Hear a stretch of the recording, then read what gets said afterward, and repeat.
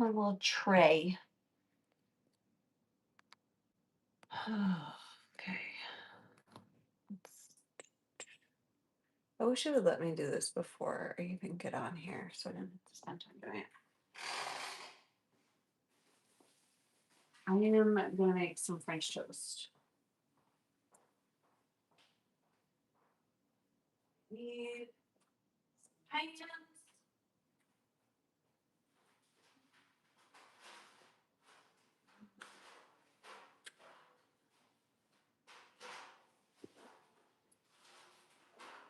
Okay.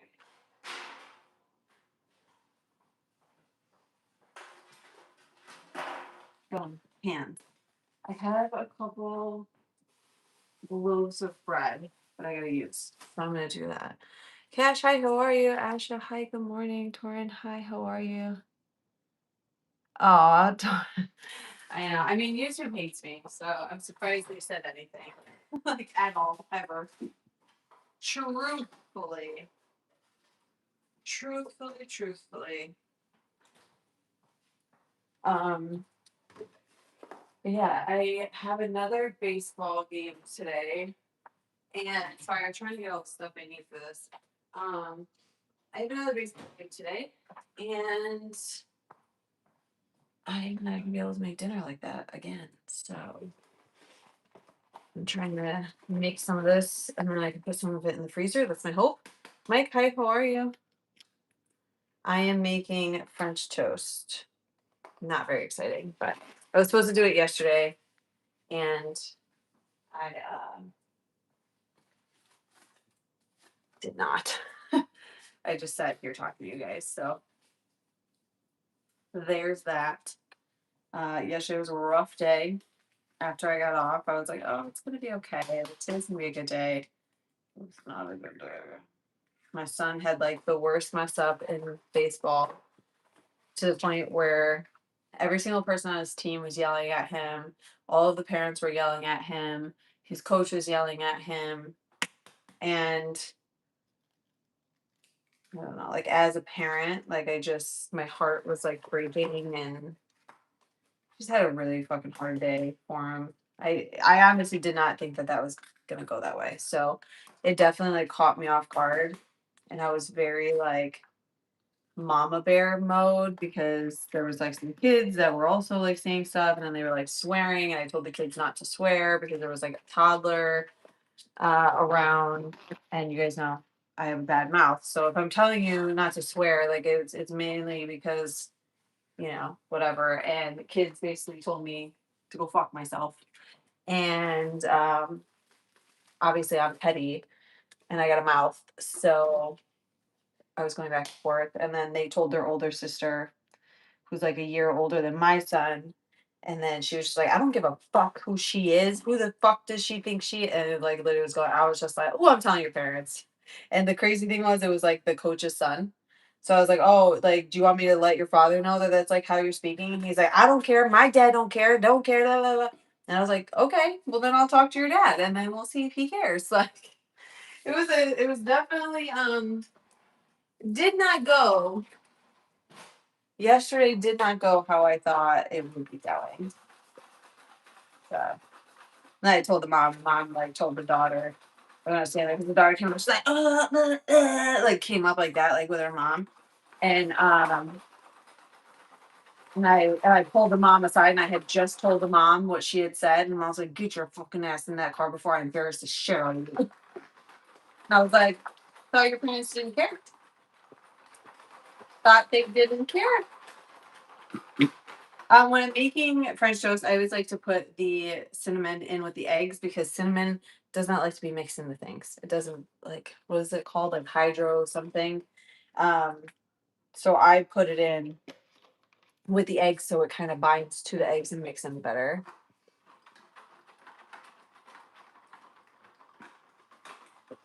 No, like it was honestly like he made a mistake. Like he did, like Noah had made a mistake. He was supposed to throw to first, but he threw to home because he thought that there was one out, but there wasn't. There was two outs. Baseball is very confusing, and everybody was pissed. Everybody was fucking livid at him. And he was literally like so embarrassed. And he like, I don't know. And then there was like another point where the ball came and Noah's 6 foot. So he's 6 foot. His arm, like his wing friggin' span is huge, just like Brian. And so he's like sitting there and he jumps to get it. And the ball like goes like over his glove like that. And his fucking team is like, oh, you didn't catch it, blah, blah, blah. And mind you, these kids are all a foot shorter minimum than Noah. Like they're all tiny. Noah's the biggest kid. And Noah was like, it was 9 feet in the air. Like, how the hell was I supposed to? And they were pissed at him. Like, it was just, he was having a really hard day. So I'm hoping today's a little bit better because, yeah, a little griddle here. I mixed up my little, you know what I'm saying. Amir, hi, how are you? Savage, hi, how are you? So it was just a hard day. I told him, like, you're gonna have hard days, dude. Like it's you got the difference is when you show up today, it's a new day. That's it. It's just a new day. You go in, you do what you gotta do. Your coach tells you to do something, got it, coach. There's no talking back, there's no arguing, there's no nothing, even if you don't agree. You may not agree with him, but it doesn't matter because he's your coach, regardless. So and I think his thing was he's been playing first base all season. And then in the last game, they put him on third, but he doesn't know how to play third. So that's why he messed up, was because he genuinely doesn't know how to play third or like what's the best way to play third. So he was just having a bad day. Having a bad day.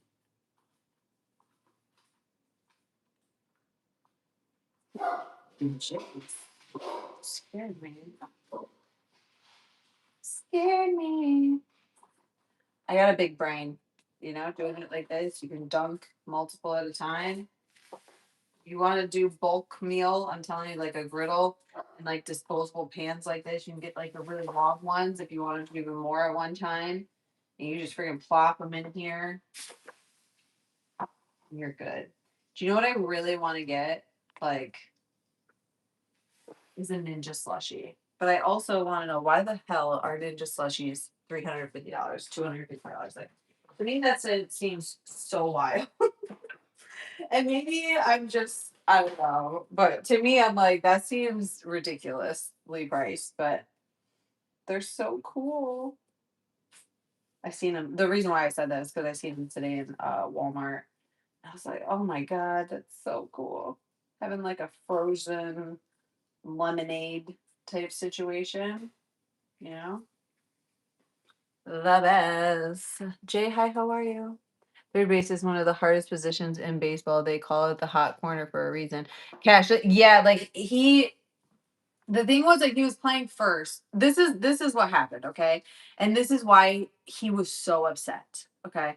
And I'm not saying anything about the coach at all, like nothing. Like, but they told him he was playing first. They did all the evaluations at the beginning of the season. He was first base.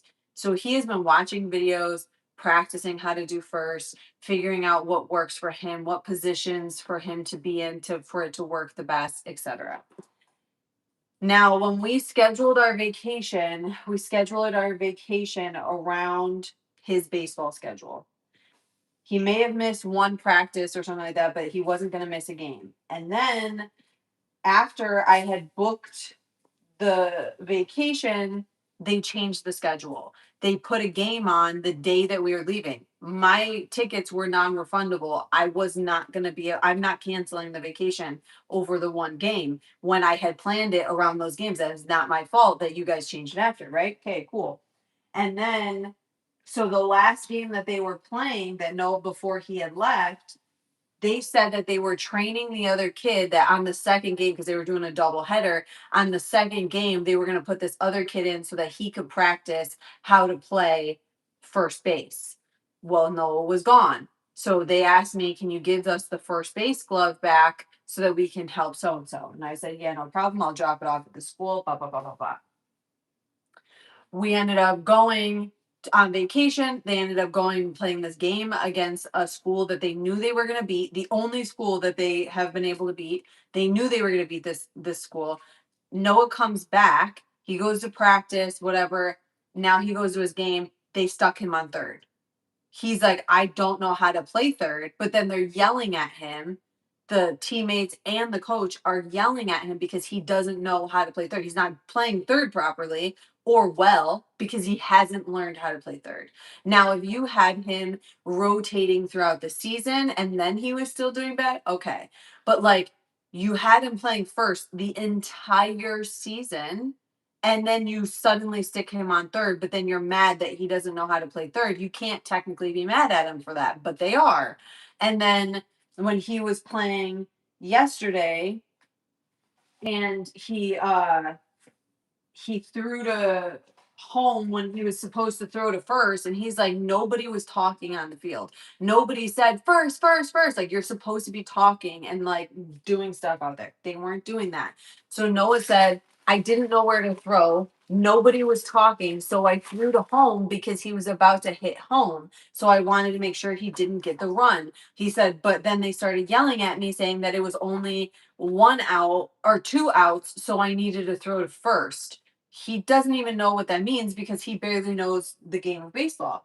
So for him, he's like, it was a genuine mistake. And for these kids, are like, oh my God, you suck, blah, blah, blah, blah, blah. And he's just like, how the hell was I supposed to know when you guys didn't even say anything? You guys didn't even talk on the field. You didn't say nothing, like whatever. It was just, he was just having a really bad day. And now his thing is, he's so bummed at himself because he's like, what did I do wrong that you guys bumped me to third? Like, what did I do? And he doesn't understand what he did wrong. Like, he feels like he's being punished for going on vacation. And unfortunately, that is kind of what it looks like. Not saying that's what it is, but that's what it looks like. And that's why he feels that way. So I told him to ask his coach, is he staying on third? What's going on? And he's like, my coach is just going to yell at me because he said that he doesn't want to hear us ask anything about where we should be. They tell us where we're supposed to be and then we shut up. And I'm like, yes, but if you were on first the whole season and now you're not and you don't know how to play third, they can't be mad at you at that point. Like, do you know what I mean? Like, you want him to play third for the rest of the season, that's fine. The last week of the season, that's fine. But you can't be mad. You can't be mad when he's not doing it right because he doesn't know, you know what I'm saying? He doesn't even know how to do it. Escaping. Hi, how are you? Good morning. Dang. So what? Everyone makes mistakes in sports. I know, and that's what I said.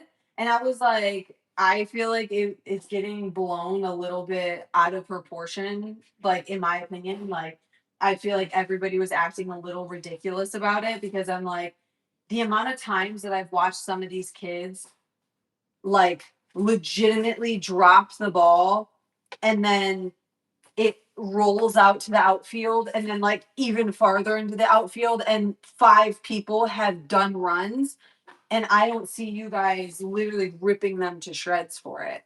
So that's why I was just like, I don't understand. And then when the coach's son was on the side and he was swearing about Noah. He was talking really poorly about Noah. And part of me was like, one, you're like 10 years old, 10, 11 years old. You know, I don't think your parents really want you walking around talking like that. And two, this is your father's team. There's people around that are hearing you talk bad about your father's team that he's coaching, and you're the one talking poorly about it. That doesn't look good. So that was why I had said something because I was like, one, you're speaking really poorly about my child, about a mistake that he made. Two, this is your father's team. I don't think you should be talking that way. And three, there is a small child in the vicinity. I don't think you should be swearing in front of the toddler that, whatever, and then just be utterly disrespectful. As soon as I had said something to him, I was like, how about we like watch our mouths? Like, let's not swear like that. And then after and he was just like, I don't care, da da da da. And I'm like, okay, whatever, like whatever. And then I was talking to my friend and I go, oh my gosh, and I laughed. I was like, haha, like, just regular laugh. And then he goes, ha ha ha ha, and like started like mocking me. and like everything that I said, and like making fun of the way I looked, making fun of me talking, calling me names, like all this stuff, like on the side. And like he thinks I can't hear him, and I can hear him. He's literally like from me to my refrigerator away. Like I can hear him and I'm staring right at him. And then I said something and I was just like, how about we not be disrespectful? Like, and then he's just like, I can swear, like I can do blah, blah, blah, blah. And I was just like, okay, well then you sitting here arguing with me, like you're being disrespectful, making fun of my laugh. Like, and I called him out for it. And then he literally just was even more disrespectful. So then I told his mom on him. Because I was just like, I'm not gonna have you go to your mom and make up some BS story as to what I said to you. I will tell your parents why and what I said to you. Because and then his mom was like, always reprimand my kids if you see them doing something wrong. She's like, that's freaking ridiculous. That's so disrespectful. And I was like, no, I was like, I understand. I was like, I don't think that I would have cared as much if they weren't very disrespectful back. Like if they would have just said, "Oh, so sorry, ma'am," and then walked away and said, "Oh my gosh, she's such a bitch," that's different. But like talking shit to my face, mocking me, making fun of the way I look, everything, I was like, that's so not appropriate. Liv, hi ho, are you? Call the cops on him? No, I'm not gonna call the cops. It's not like kids do things sometimes that like they think that they can get away with things because of who their parents may be or whatever. But what they don't realize is like they are a reflection of their parents. And then when their parents find out that that's how they're acting, their parents are going to be pissed. Their parents are going to be livid. Their parents are literally going to rip them a new asshole. So the issue is when that happens, like me correcting him was not to be disrespectful or to cause something. It was mainly to be like, dude, like, what are you doing? Like, do you see how you're making your dad look? Like, you see how you're making like everybody here knows your dad, and this is how you're acting. Like, that's not appropriate. Like, do you know what I'm saying? Like, that's not okay. And the way he had reacted was very like entitled, and that's why I think his mom was so mad. And the same thing with the daughter. Like, I think that's why they were so mad. They were just like, who the fuck do you think you are? Type thing, like that's how like the mom was like to the daughter. She's like, get in that fucking car now. And I was like, oop, because I've been there. And I always hope that if my kids are doing something rude or disrespectful or not correct, that I hope that an adult steps in and tells my kid off. Because why is my kid acting that way? Do you know what I mean? Like, I think it goes more to that. And that's kind of like what she said. She's like, no, thank you for telling me. Like, I needed to know. And I'm like, okay. But the only thing is, like, I have to like see them today. So that'll be interesting because I'm sure that kid hates me.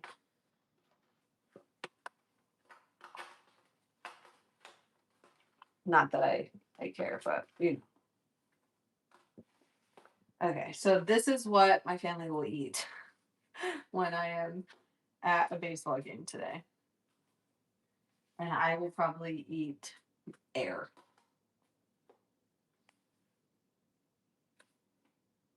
That was really quick. That was way quicker than I thought that would be.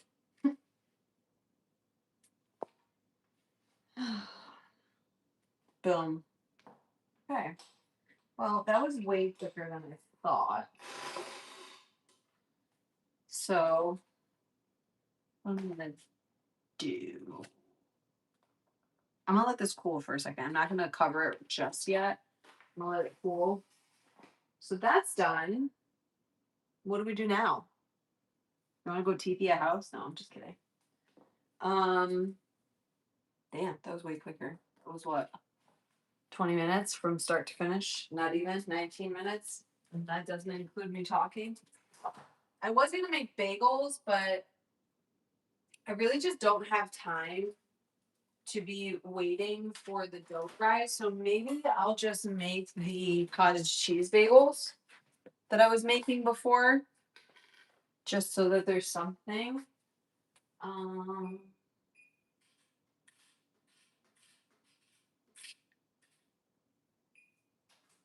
think that's what we'll do. That is what we shall do. I tell my kids, master the position you want to play, but learn all positions. It helps with the knowledge of the game and makes a player more versatile. Exactly. I agree with that, Jay. 100%. I agree with that. The only problem.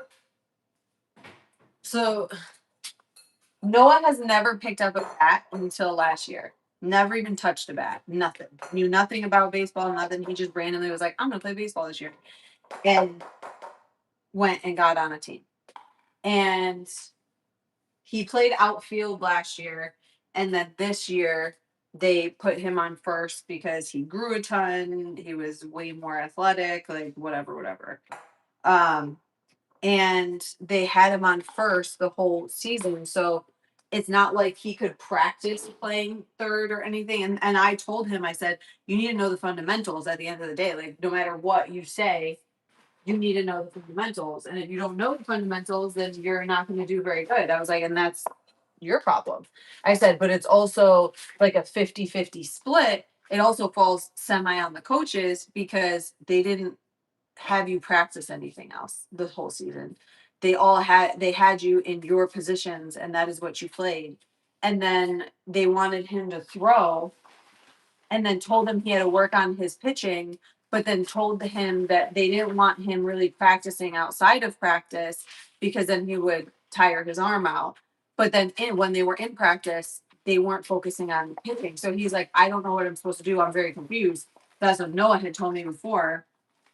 And then like even when it came to the third, it was the third base, it was random. Like he didn't even know it was happening, and then it happened, and he was like, what am I supposed to do? Like I don't even know what I'm supposed to do. And there's only a week left into the season.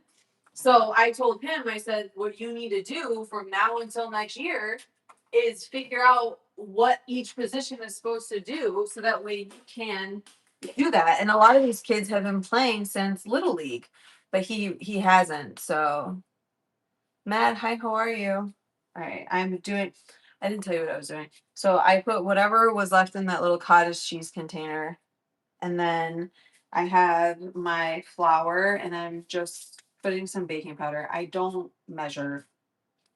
So sorry. Not helpful, but I don't. It's just a little bit of this, a little bit of that.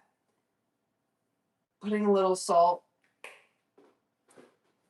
mix this, see where we're at, and then if I need to add more flour, add more flour.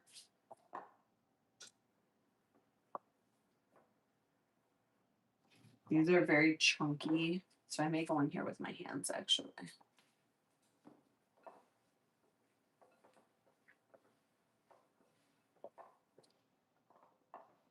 Um, but I think it's more like for him, it's more like a learning thing, and it's hard because he wants to know already, but it's like you're not gonna know because you didn't ever play, like until last year. You don't even know what baseball is all about. Where these kids live and breathe baseball, or live and breathe soccer, or live and breathe, like they know the games inside and out. Where Noah just plays games because he enjoys it, Like, and I think that's like the difference, and it's harder.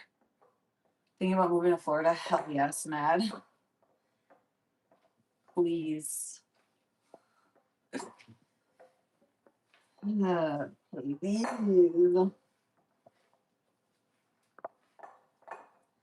It is what it is. I don't know. I think this will be enough. There wasn't a lot in that container, so he was basically looking for a dough to come together.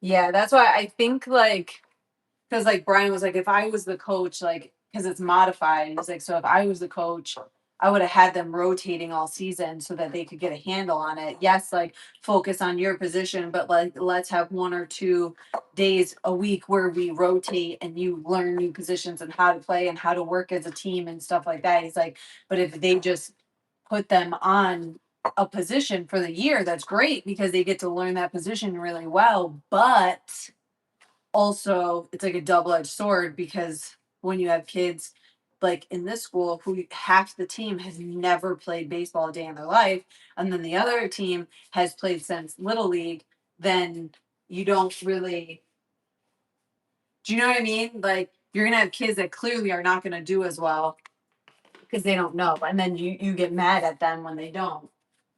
So,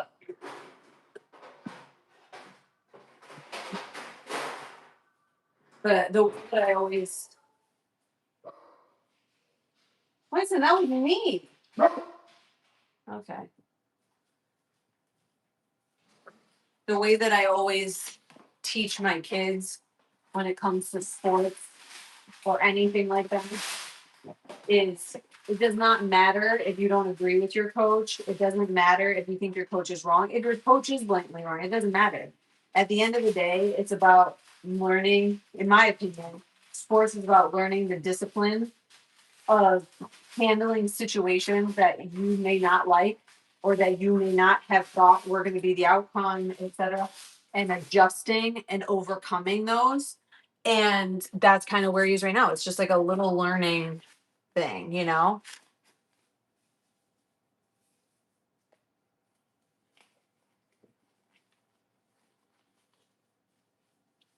Jay, oh yeah. Like I told him, I said, you got, I told him, I said, you got 3 weeks, bro.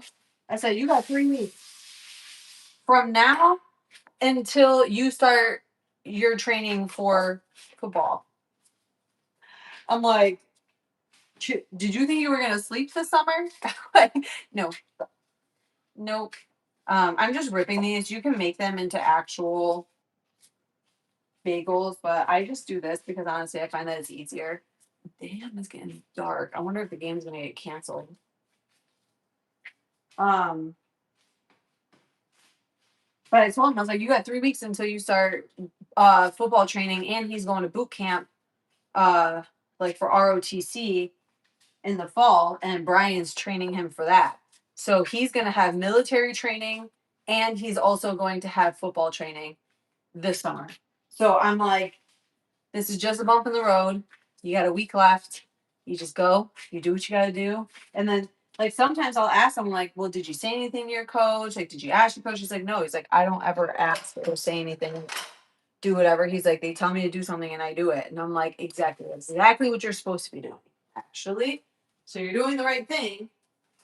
You're just not happy about it. And you know what? And I told him last night, I said, no, these are life lessons that you'll have in like regular life. I'm like, you're gonna work with people one day that you cannot stand, that are horrible. And the difference between you and the next person is how you handle those situations. And if you learn to handle those situations well now, you will thrive when you get older. I said, because a lot of people nowadays, they can't handle those situations. They can't handle how to, like talk, like if an adult is talking and you're being disrespectful and all this other stuff, they just argue. Like these kids argue instead of just being like, "Oh, sorry, ma'am," and then walking away.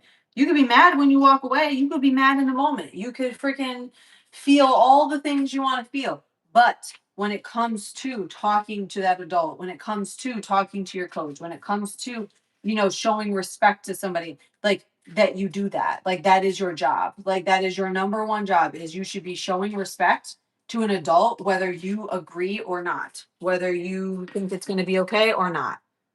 And then you work it out when you walk away, get away, like do all that kind of stuff. So, yeah. Oh, what? That's awesome. ROTC. Yeah, he's going to start, or he goes to boot camp in the fall. And then, before he goes to boot camp, Brian's going to basically put him through a boot camp all summer. So when he goes to boot camp, he'll be set. And then because he's technically a year behind in ROTC compared to all the other kids, because he was supposed to start ROTC in the fall this year, but because he wasn't in that school at that point, he wasn't able to. So now he's going to be a year behind. So it's basically like trying to make sure that he is like set to like kind of thrive, even though he's a year behind and probably be just as good, if not better. Yes. I don't think I told you anything that I was doing. I mixed baking powder, flour, salt, and cottage cheese, mixed up until it was a dough. I didn't measure because I feel like it just depends on how much you have. I have my thing set to 425 degrees. It's not fully preheated. I don't really care though. And I put an egg wash and I put my seasoning on top. Mine is everything but bagel seasoning. And I'm going to put it in there until it is nice and brown. Again, just kind of watch it. If you want like an actual time and all the other stuff, I'm sure there's like a cottage cheese bagel recipe you could Google. But I just have not really been measuring because every single time it's usually using leftover cottage cheese. So it's never the same amount.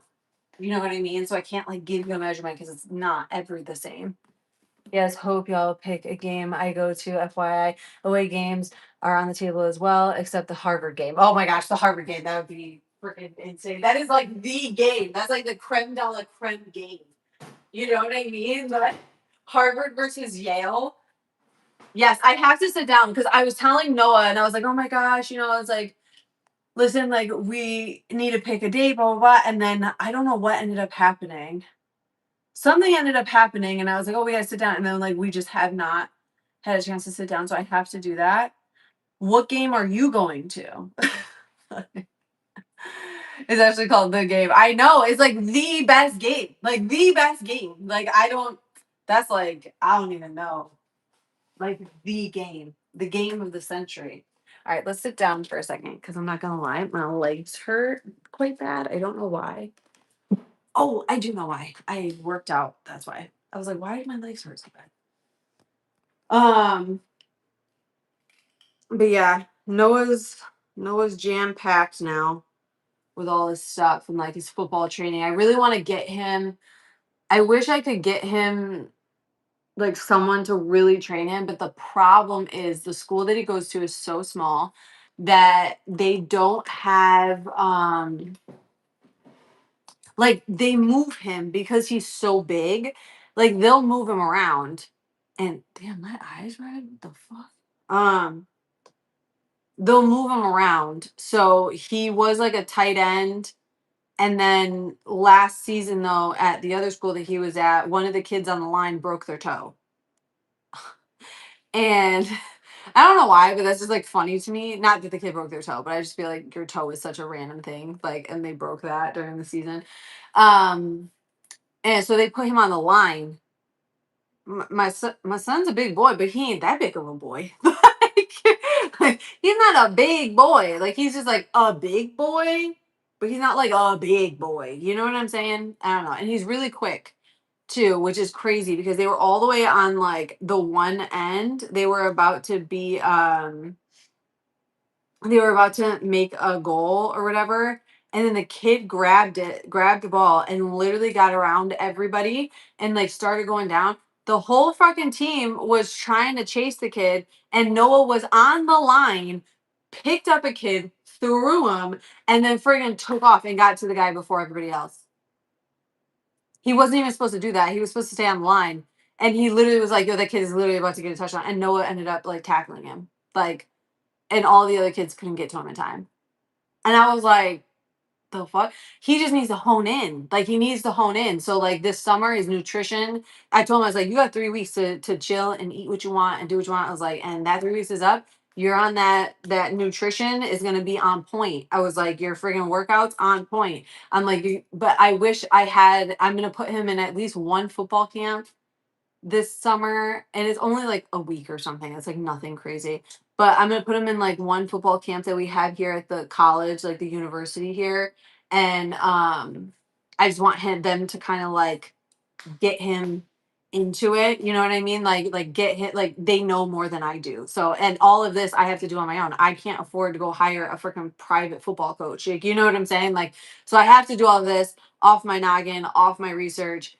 And the nutrition I can handle, but it's more like the training. And a lot of times when you're training for football, you're training for a certain position in football, whether you're training to be faster at running, whether you're training to be more powerful and to be able to hold. Like there's certain like workouts that you're supposed to be doing, but the problem is he doesn't have an official position. He's played tight end, he's played the line, and the school that he goes to is so small that they may move him around, and that's going to be hard because I'm trying to get his social media to have his like highlights at some point, but I'm like, I don't know what highlights there would be because he would be playing everything. I feel like he's going to be moved around. So that is something I'm concerned about, but I don't know. I don't know. I can't even think about it right now. Including the game. I know. Oh my gosh. The game. Could you imagine? Like that's like probably like the best game. Like I can't even imagine. That would be so much fucking fun. Oh, yeah, you'll have to let me know what ones you'll go to, and then I'll try and see if we can figure out the date between those ones.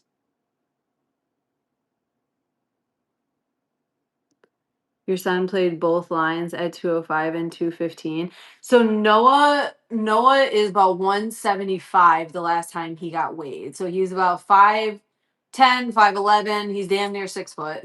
Like I'm not even kidding. He's 13. He's gonna be 14 next week.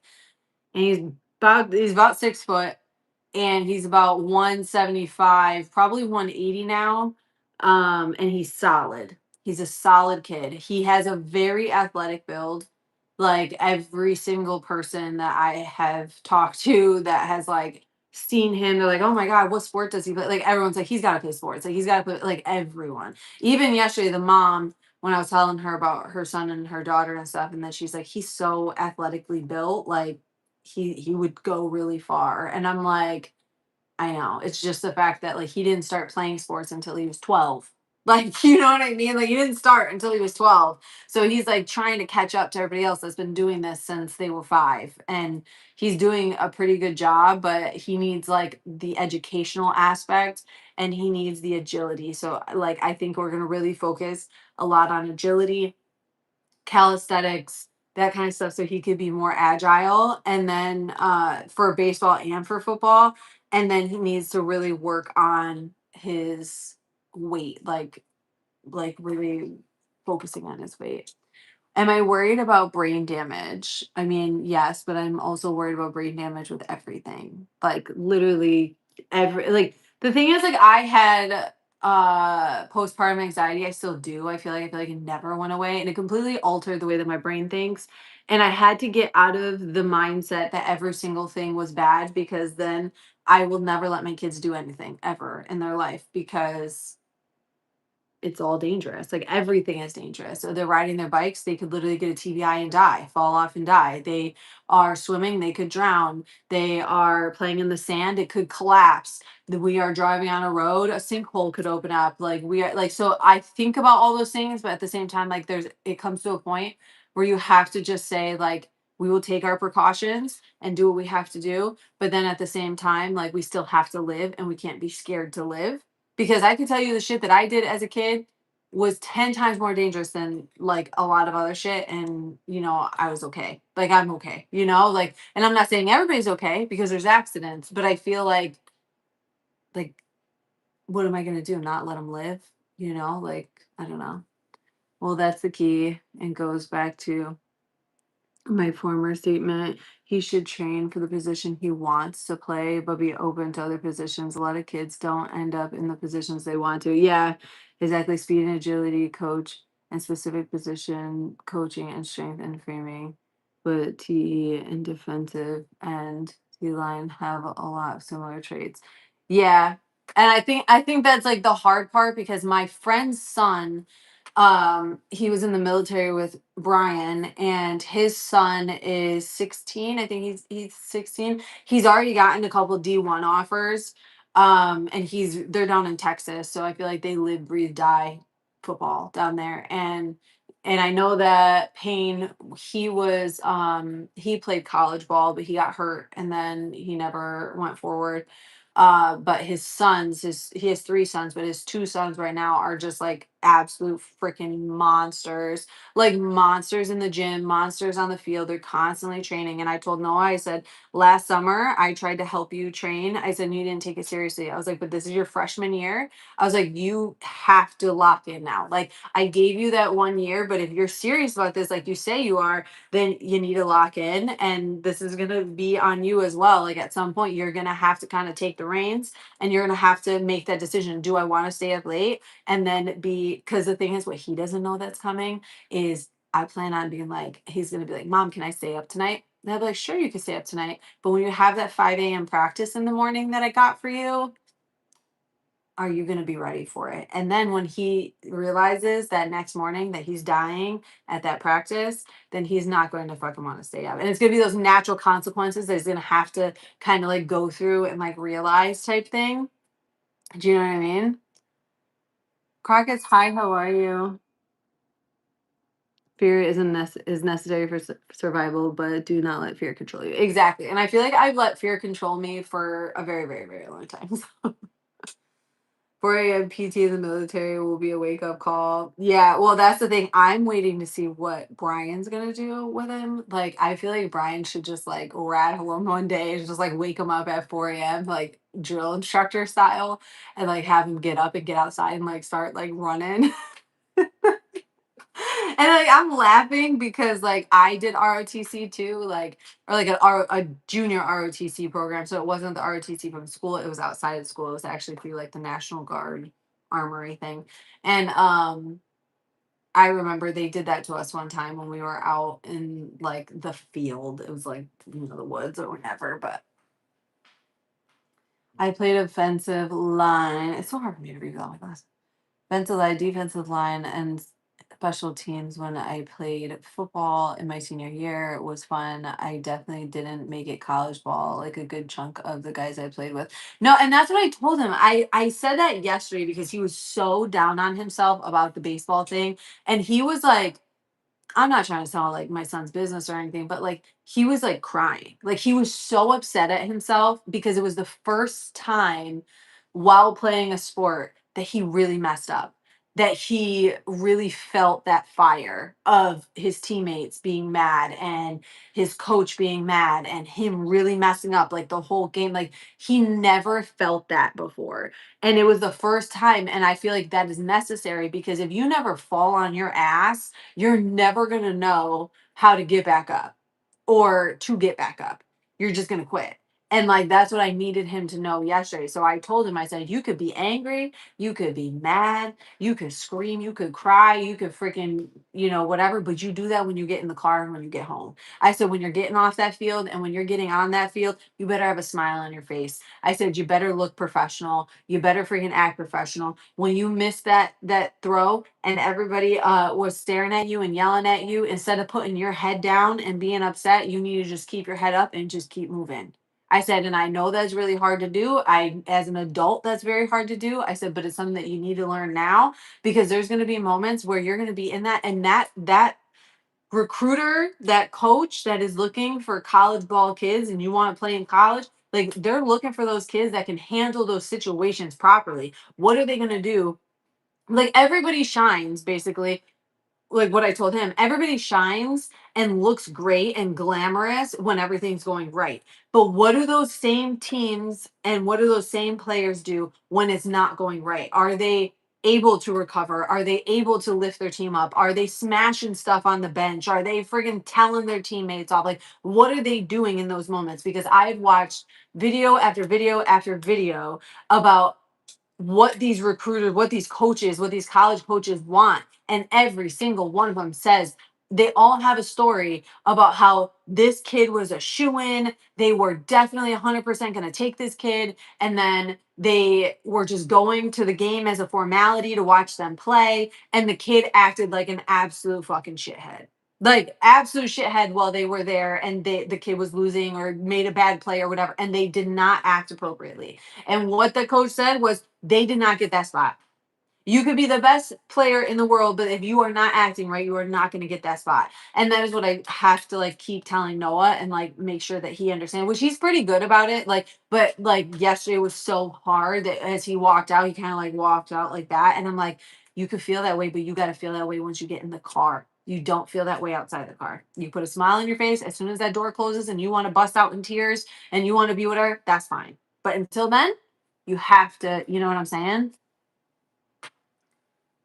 So that should help him strive to do better. You got to fail to be successful. Exactly. And then I texted him this morning. I was like, love you. I'll see you at the game later. I'm like, put yesterday behind you. Like, and he's like, I'm going to try. And I'm like, no, there's no trying. You're going to do it. Like, that's, and like the one thing is I know a lot of parents don't like the hard coaches. They don't like the coaches yelling at the kids. They don't like the coaches like getting on them and stuff like that. Like it's very soft coaching now.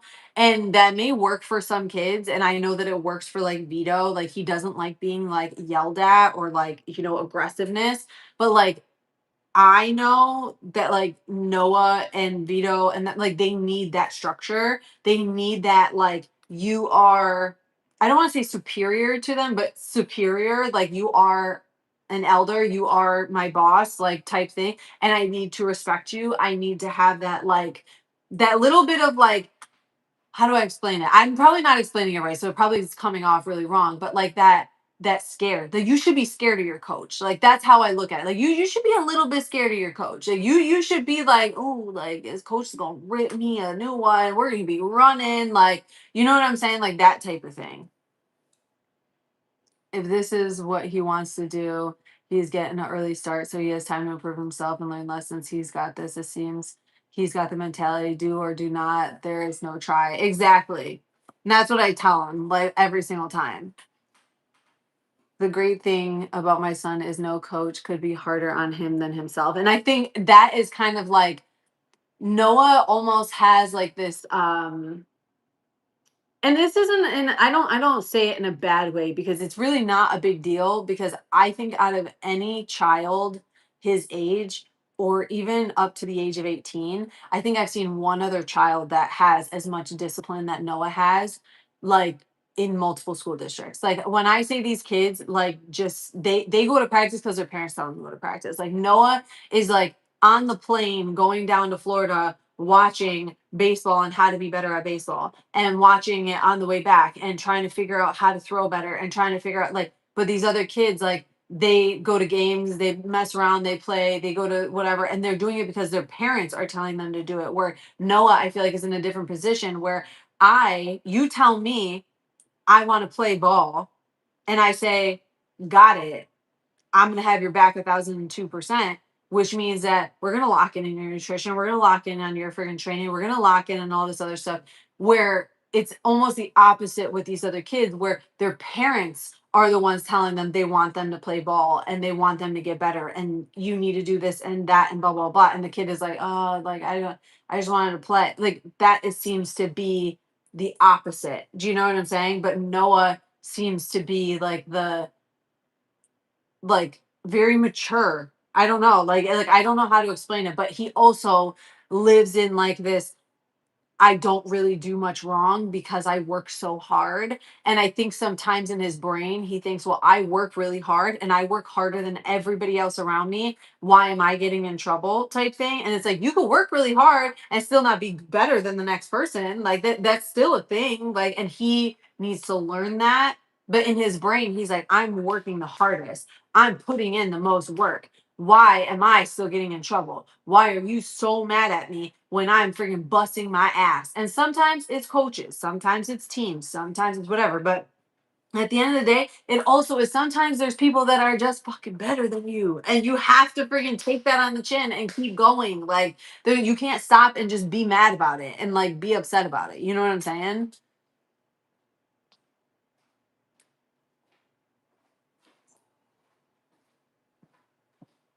What was that?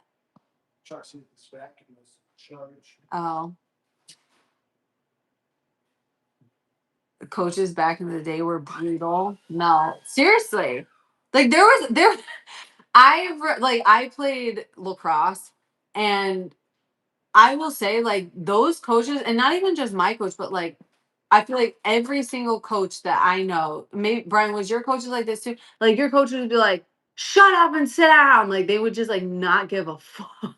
They'd be like, "You're acting like an asshole. Sit down." Like they did not care. And now like coaches can't do shit like without the parents just like being like whatever.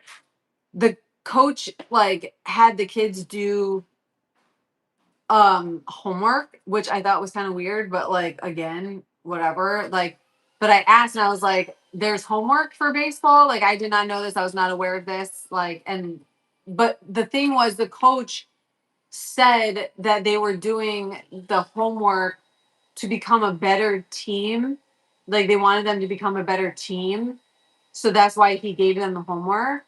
But then Noah said that when he was told about the homework, it was after they lost 2 games in a row.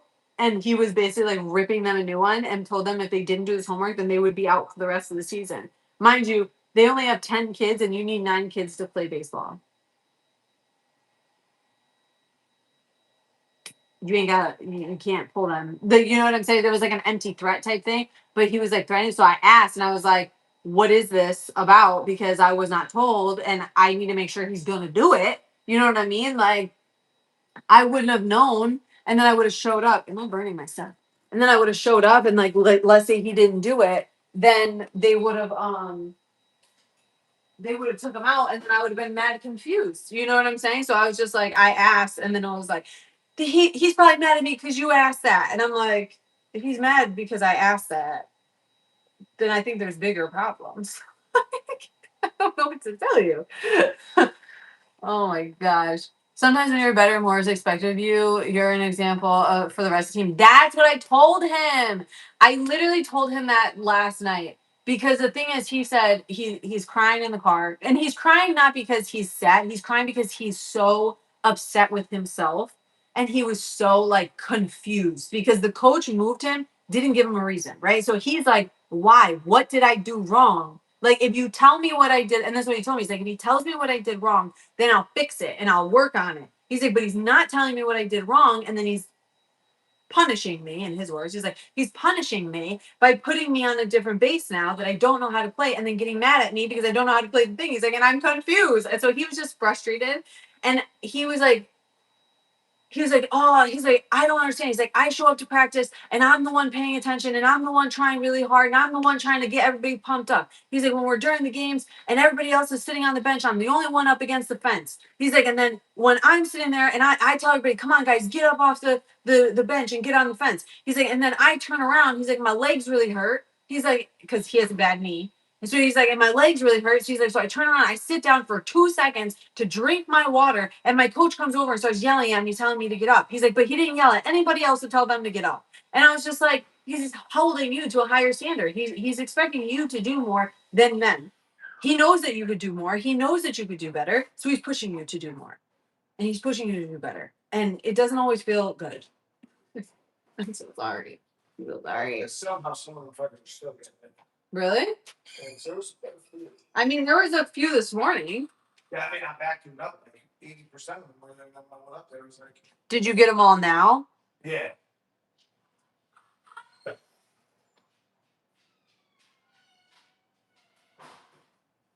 I'm now totally invested. We need footage of the games and especially when football starts. Oh yeah, like when football starts, because football to me is his main sport. He knows that he's not going to really go anywhere for baseball. Like he knows that he's just playing it for fun, and he enjoys it. But he knows that he's not going to really go anywhere with baseball.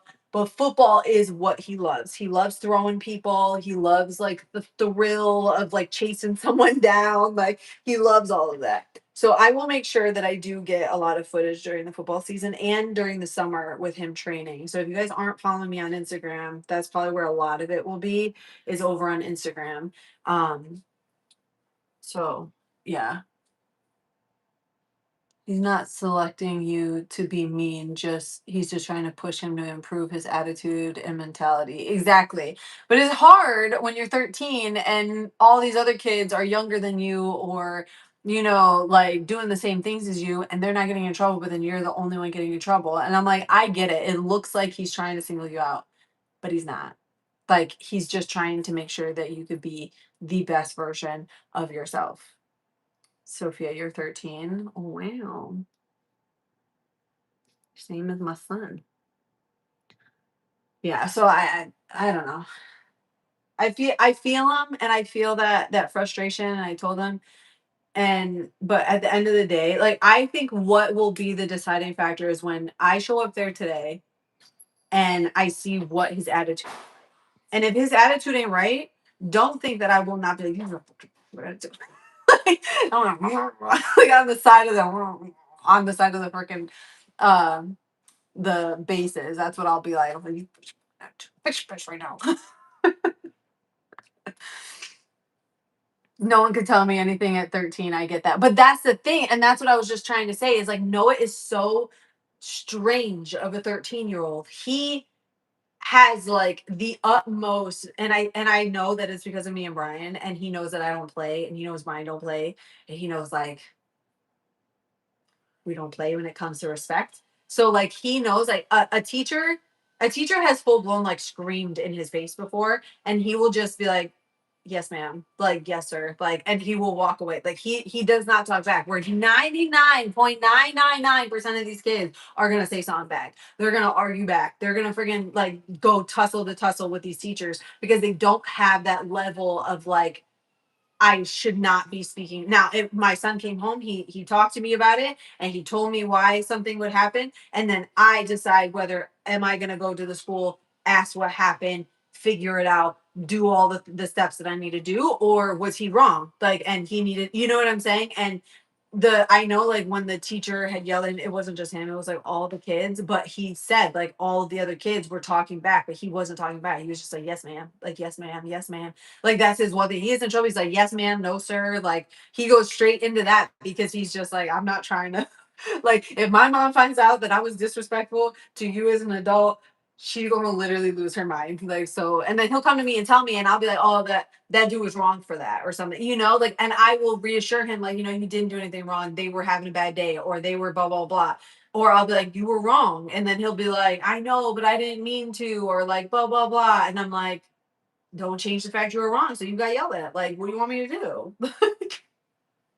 I don't know what you want me to do. It was really bad. That's really bad. Really bad. That's actually like the whole like conversation was just he made a mistake and they went at him. And I think the thing that pissed him off, honestly, yesterday too, was the fact that his team just wouldn't shut up about it. Like they just kept saying stuff to him about it. And he was like, Mom, like, do you know how many times they've messed up? And like I just tell them it's okay, try again next time. Like it's okay, just you'll do better next time. You'll get him next time. You'll do better next time. He's like, I uplift him. And he said, and every single person on my team was yelling in my face and telling me how horrible I did and how I sucked and this and that. And he goes, and the only person that didn't was Levon. And Levon told me it's okay, no, you'll get it next time. He's like, but everybody else was so mean and they just kept doing it the entire like game. Like they didn't drop it. Like once it was done, like they didn't drop it. They just kept dragging it out the whole game. And I told Noah, and I said, well, that says more about them as a team than it does you. Like at the end of the day. And if they think, because the thing is, like I said before, like this team does not win games like at all. Like they don't. They're like a little sandlot bunch. And they won one game when Noah was gone, but everyone knew they were going to win that game. The coaches knew, the parents knew, everybody knew because this one team was so bad, like that they were worse than them somehow, which is amazing. I don't know how they did that, but they did, and they ended up winning. So I don't know if like while they were gone and they won, and then they come back and then Noah messed up, that they're like, oh, it's Noah, and it's like, bro, do you know how many times I saw y'all flop balls? You know how many times I sat there and watched you guys just look at the ball go past you? Like, do you know how many times you guys have fumbled the ball over and over and over again, or threw to the wrong person, or weren't standing in the right position? Like, you can't just say something to Noah. Like, do you know what I'm saying? Like, you guys as a team cannot look at Noah and be like, oh, well, he's the reason that blah, blah, blah. He's not the reason. Your catcher couldn't catch. Your catcher literally missed 90% of the balls and it was hitting off the backboard behind it. Like, do you know what I mean? Like, it was all y'all that were messing up. It was just they were hitting. Huh? Huh? Can you go tell me if you hear this? Oh my god. Hear it. Hold on, I need shoes. I'm scared. Okay. Oh, I gotta be mad quiet, he said, but I'm scared. I'm scared. Scared.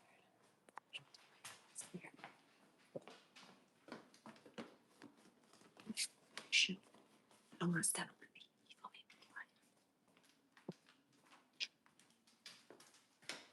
me. No, stay.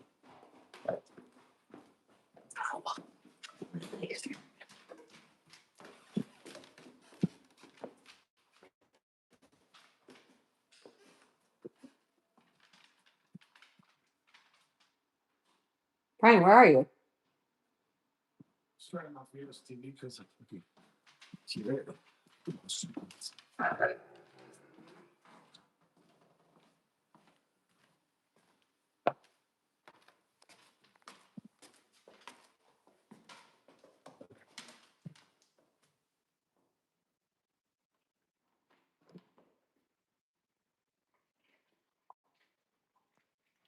Listen, go. Go, go, go, go. Come here. Let's go.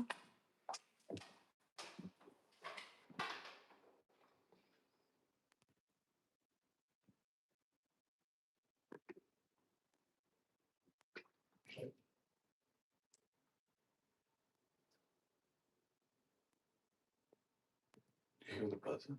Yeah, it's outside. It's outside.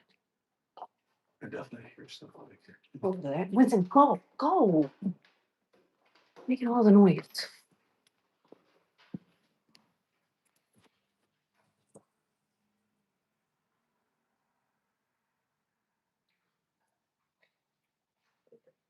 Because there's a bee right there. Oh, shit. Yeah. I don't know if I was just like, oh, you talking about me?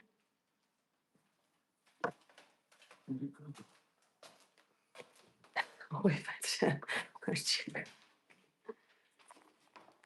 I don't know, but he freaking died by my face. Oh, he's right there. Well, there's two of them.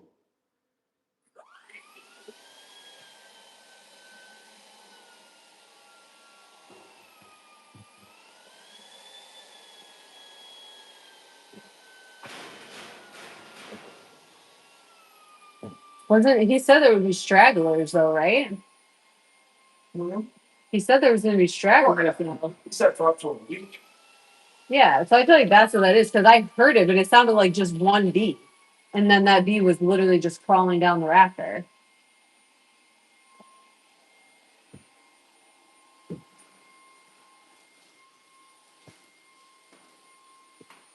But I feel like with all of those ones that were on the roof, like there would be way more in here if there was still a hole. Well, the thing was, is like I said, I cleaned up a lot of them. Like, a lot. Like, let's just say there was 100 beats here. I probably cleaned up 70 of them. And then when I came back, there was more, but it was like, I didn't do anything. I mean, I guess we'll see tonight. Because that's all it is, only time to tell. So now it's completely empty. No, I hear one somewhere. Literally down here, I hear it.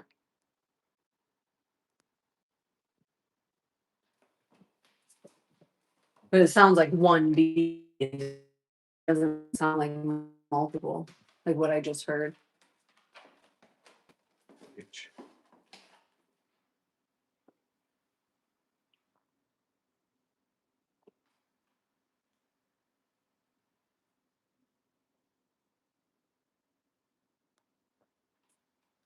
You can hear the wings when they're like buzzing through the insulation. Mm-hmm.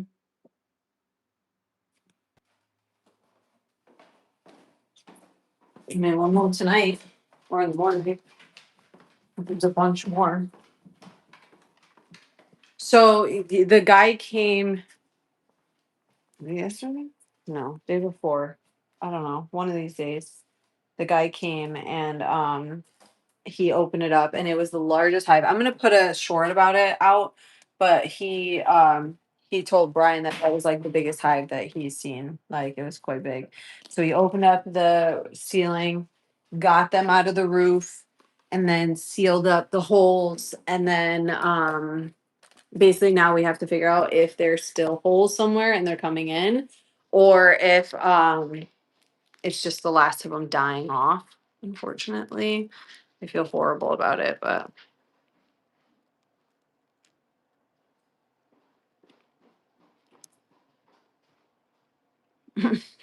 just wouldn't be the size of a small dog. Brian is, he's like vacuuming them and then putting them outside. But the guy said that they were gonna like die off over the next couple days, but he still took like so many bees, like so many. He was sending. I should have Brian send me those photos so I can put them in the video. Because I didn't go up there. Brian went up there when the guy was there. There was so many. It was so scary. Because then they're just like loose in your house. And they gave us the honey. There's actually a bee in that container. And I thought he would have died already. But I think he's just living off of the honey. So I'm actually going to probably have Brian like put him outside.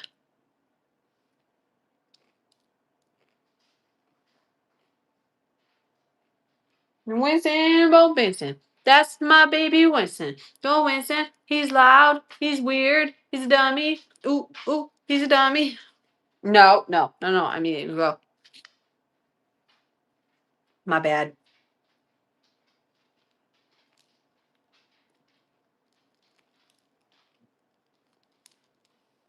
I'm eating this quick because I'm literally starving.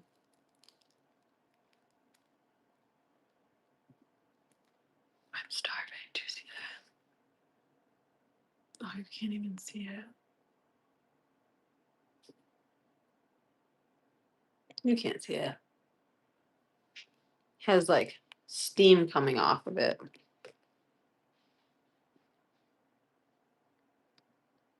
No, you can't see it.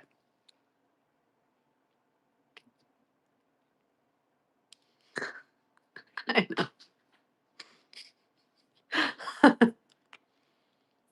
He's so dumb. Like, I love him to death. And I probably won't get another dog after he eventually passes. But he's so dumb. He's like the best boy, but so dumb. Can you also get the bee out of the honey for me? What bee? There's a bee living inside of the honey container.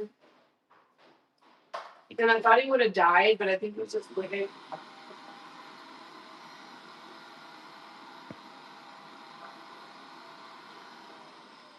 I think he's just living off of the honey.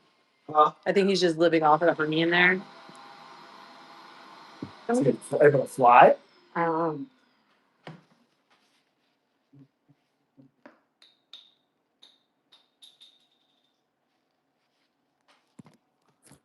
know. I mean, definitely just living his best life. I figured he was just surviving off of the honey. He was completely soaked in it. Aw, poor baby. I feel so bad that they're all gonna die. Exactly, Asha. He's my dog.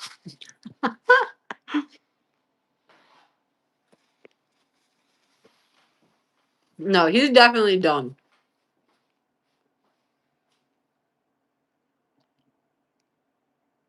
You know when they say like you could do a test to see if a dog is dumb or not? I feel like he would fail every single test.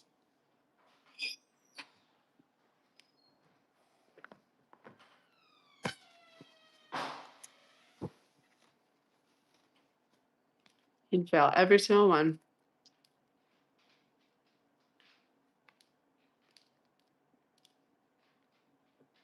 It sounded more fucked up when you said it out loud.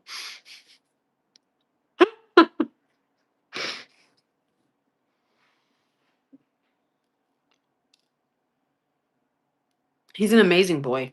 He's the bestest boy, but he is dumb. That his brain does not work, which makes sense because he was like the runt of a preemie litter that was also early via C-section. His tail was broken, so who knows what else. His head was probably bonked along the way. Like, probably is a little slow. So it's like when I say he's dumb, people are like, "Oh, yeah, no," and I'm like, "No, I think he actually is dumb."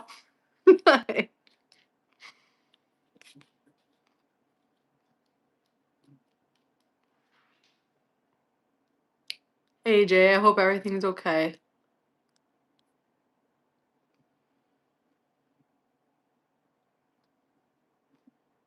Asha, exactly. Deprived of oxygen for too long. And I'm not even kidding. Like, so when I say he's dumb, I literally mean dumb. I'm not just saying it. Like I actually mean like I think he is a little slow. I love him all the same, but he literally has a couple things that are not tightened up here. Like, German Shepherd, she was something else. Like our old dog that passed, Sassy, she lived up to her name. She was a bitch. Like she was so mean to everybody except me and my mom. And then Winston is the yes, I talking about you.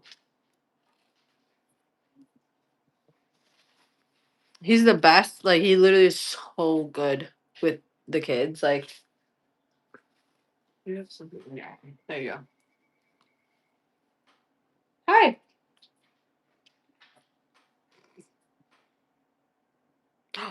Who's that? Who's that? Who's it? Okay. Sorry. That was my fault. And he's so good with the kids and he is so protective of them and everything, but he's also like he barks at the ceiling. Like if you would have just saw it, like he was barking at the ceiling. So he'll literally rip your throat out, but then he also sometimes is a little dumb. And if I'm like, what was that? He'll fucking bark at the ceiling. Because at Richardson, we had that light that had like a fan on it. And he got very upset at the fan. So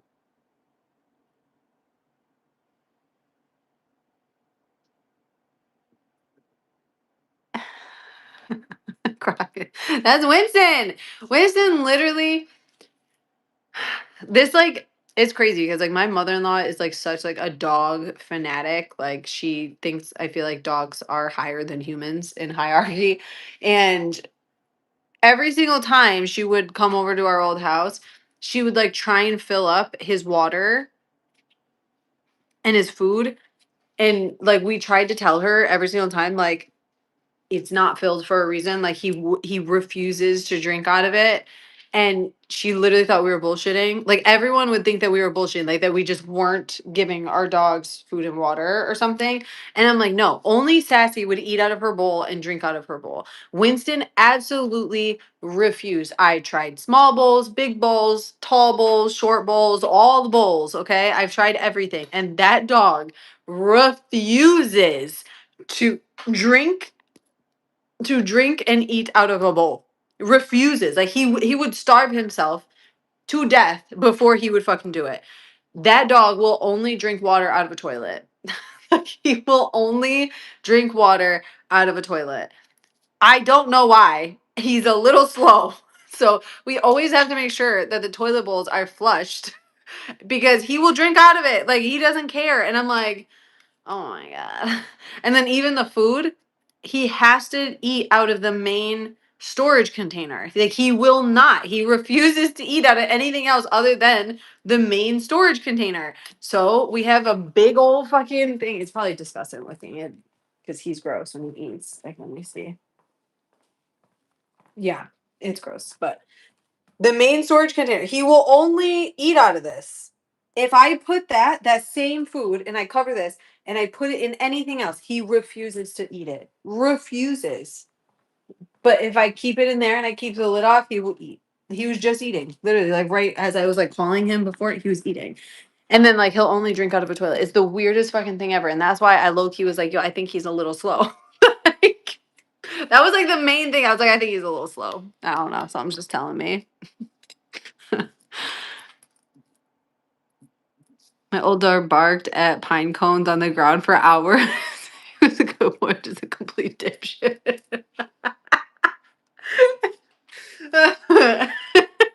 Yeah, dogs are just dumb sometimes. I don't understand. Like they could be so smart, but so fucking dumb at the same time. Moses, I am good. I am good. My dog will only drink out of a certain bowl. AJ, that's what I mean. Winston is elite. Everyone else are peasants. We must be. Like, that's what the elite do. I had to buy the cat a water fountain because I can't keep the faucet dripping. So yeah, that too. Like cats in the fucking faucet dripping. I'm like, I don't understand. Like the thing is, like the toilet bowl thing. Like I'm like, bro, you are so gross. Like you are so gross. Because like if the toilet bowl has pee in it, right? Like my boys. If you got boys, you know. We've had Winston for 6 years. My son is 10. So he was literally still not flushing the toilet all the time, my middle. And Freya was potty training. And he didn't care. He would still try and go in the toilet. And we'd be like, ah, and like freaking out. And then he'd be like, what? What? Like he didn't even know. Didn't even care. And I'm like, you're fucking gross. You were so gross. So gross. And only water out of a certain sink, which is weird. Like it's so weird. Like animals are weird. I'm like, dude, and like I swear you would think like people probably thought we were freaking like not taking care of our animals or something. The way that they just don't. Like I said, Sassy, she would eat out of her bowl and water, and that would always be filled. But Winston, even as a puppy, never, never, never, never did he want to drink out of a bowl. I don't know if maybe it's because no matter what size bowl you get, unless you get a fucking big ass tub, it's too small for him. Like he could drink all of the water in the toilet in just one go of going and drinking water. So I don't know, maybe that's why, but I'm also not keeping out a big old fucking tub of water like, at all times because he makes a mess. I don't know.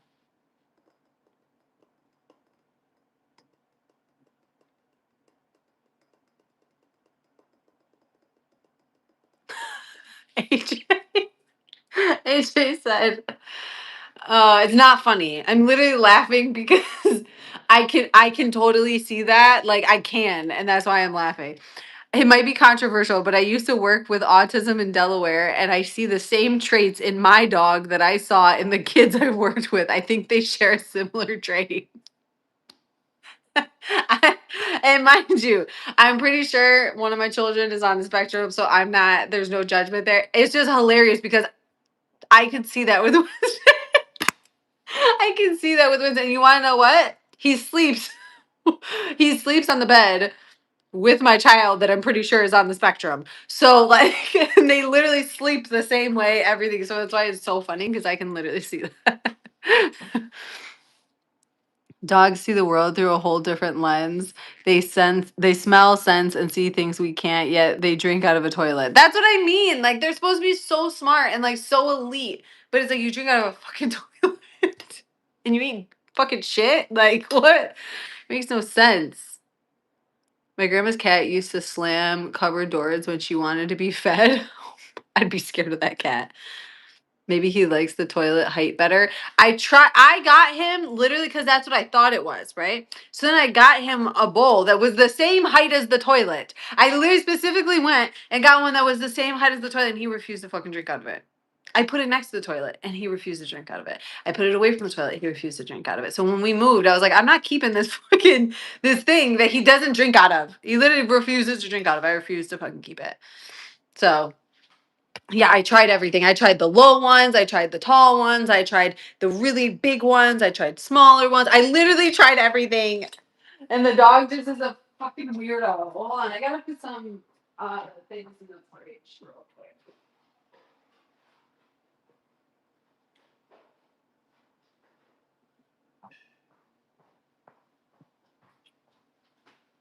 I should be getting ready for this game, but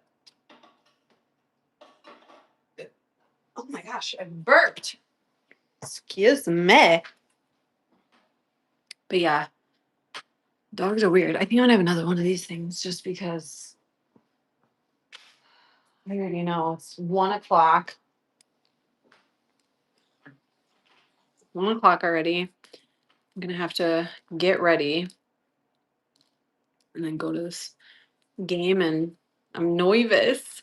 And the thing is like it's crazy because like Jay was like, we want to see the video. So I was recording every single time Noah went up to bat. I actually have one I think on my TikTok where he almost got hit in the fucking face. Like if he didn't move the way he moved, that shit would have hit him right in the fucking face. Like, but I always feel like whenever I record him when he's up to bat, I jinx it every time. I feel like if I'm not recording, he does really well. He'll hit. If I record, he will fucking strike out or just miss or whatever. Like every time.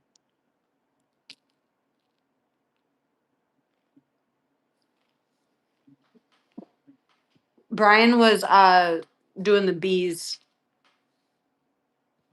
from upstairs. I overcooked these a little bit. A little dry, if I do say so myself. Maybe I'll take my camera today. Maybe I'll do that. Do I need to charge it? Teach me, baby. Oh my gosh. Asha, do you like Drake or no? Because I feel like, or does anybody in here, do you guys like Drake?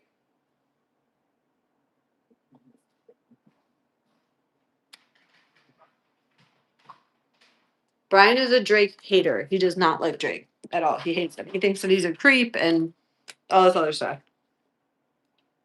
I feel like I grew up with Drake on, not like, I don't know him, but you know what I'm saying. Like, I feel like I grew up with that music. And Brian's like, every single song that comes out just sounds the same. I'm like, yeah, that's how you know it's Drake's music because it's all the same. But then, like, his new album, I'm not gonna lie, that shit has been fire and in my brain, and I can't get it out.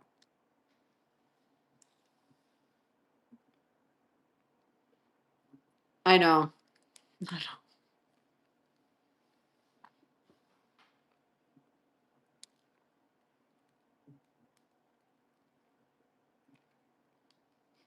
I love my kid, but if I hear Dad one more time and old Drake, Young Money, Cash Money.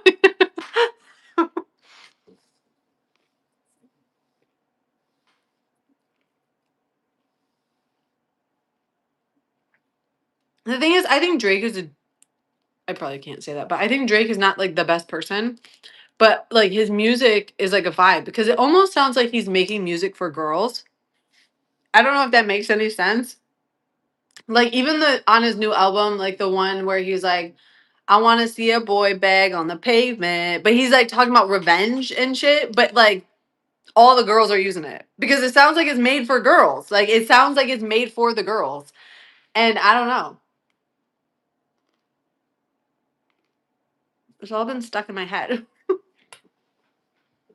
So I've been using it on a lot of my videos, and then I'm like, yo, people probably think I'm obsessed with Drake, and I'm like, I'm not. It's literally just stuck in my head, and I can't think of any other song.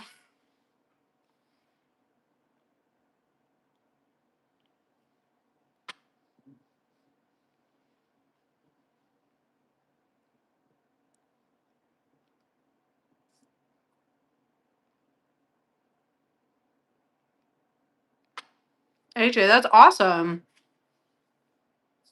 That was really awesome. He used to make music. I feel like he's a little repetitive. Facts. Facts. He is. But I don't know. This new album just it hit. Not the best album, but it's just so catchy. You know? I think that's what it is. It's catchy. And it's not mumble rap. I hate mumble rap. I hate mumble rappers. I hate like I feel like honestly, like Nicki Minaj, Lil Wayne, Drake, I feel like that whole crew of people, after them, it kind like that whole genre kind of went down. Like there's no good music now. Like in that genre. There's good music in other genres, but I mean that specific genre. Hip hop, rap, whatever. There's really no R&B anymore. Like after them, it like nobody else good came out. And then it's like all these like random ass people and it's like you don't even understand what they're saying. Their songs make no sense. There's no like rap. Like when Eminem raps, when 50 Cent raps, like they're rapping. Like there's something and a story and shit like that. And it's like I almost killed my baby mama and I was on drugs and my mom's a horrible person and all and I got shot a million times and this and that. And yes, it talked about money and bitches and shit, but it was like there was stories that were being told where I feel like the music now is like there is no story. There's just like beats and random ass lyrics. And I'm like, what the fuck is this? Like this sounds so stupid.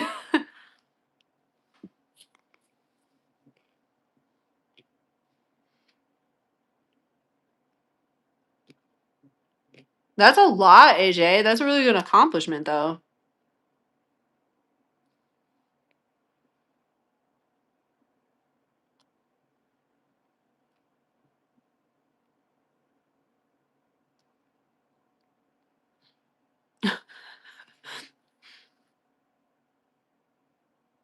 Hate Yourself by TV Girl is one of my current earworms. Props to my kiddo for being 17 and having an awesome playlist. I don't think I've ever heard of that.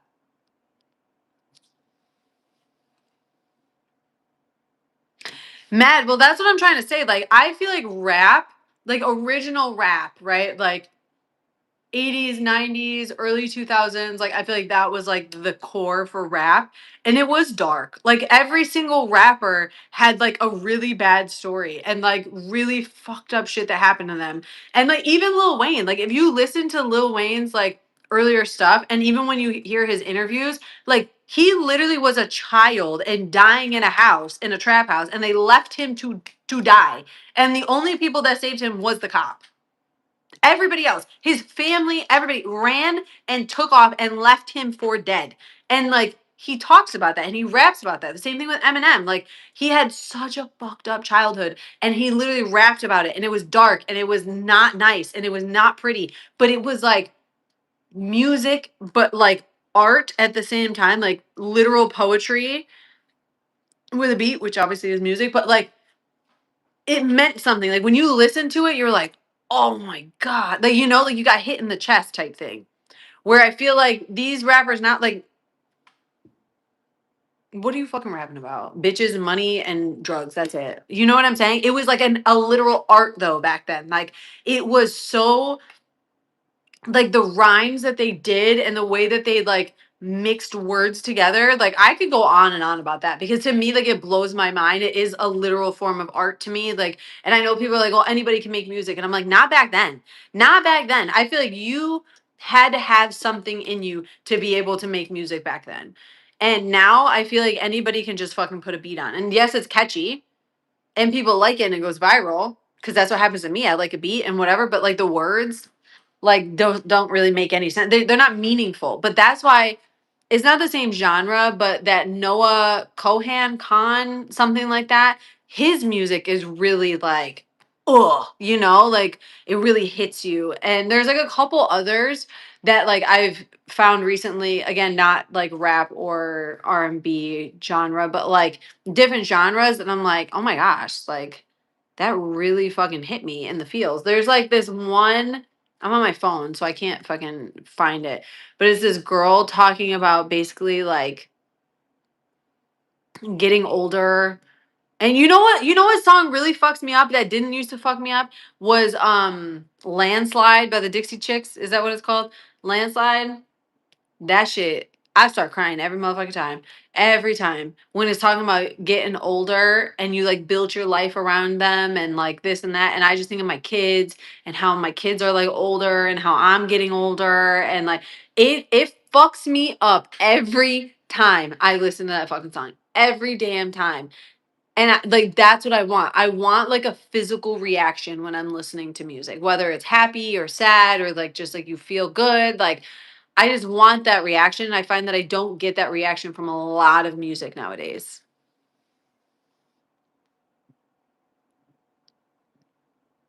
What, Wiz Khalifa Crockett's? Is that who you're talking about?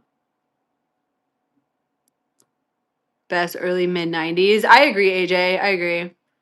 Producers are wasting fire beats on mumble rap. Exactly, Jay. That's what I mean. Like, I'm like, you're like, you could literally make such fire music, like such fire fucking music, and you chose that.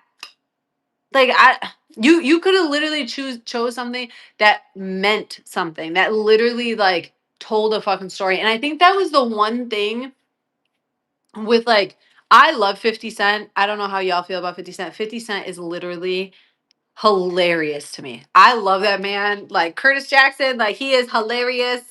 He is so funny. He don't give a fuck about nobody or anything. He don't care. Like, and I love that because he stayed true to who he was, even where he is now. When I look at people like, I don't know, like all these fucking rappers and shit, like I don't even know a bunch of them. They're just like, like that's what it sounds like to me. And but when I look at like Eminem, when you listen to Eminem's music, you're like, oh my god, like that shit told a motherfucking story. He ripped that person to shreds. He did blah blah blah. Same thing with like 50 Cent. 50 Cent is just like, I will fucking literally what? I will humute humute what the humute humiliate. How do you say it? Humiliate. Humiliate. Oh my god, I oh my god, I'm having a stroke. Humu- hu- Humiliate. Humiliate. Oh my god. Humiliate. How do you say it? Humiliate. Humiliate. Humu- How come I can't figure out how to say that? Humiliate. Humiliate. I can't say it. I don't fucking.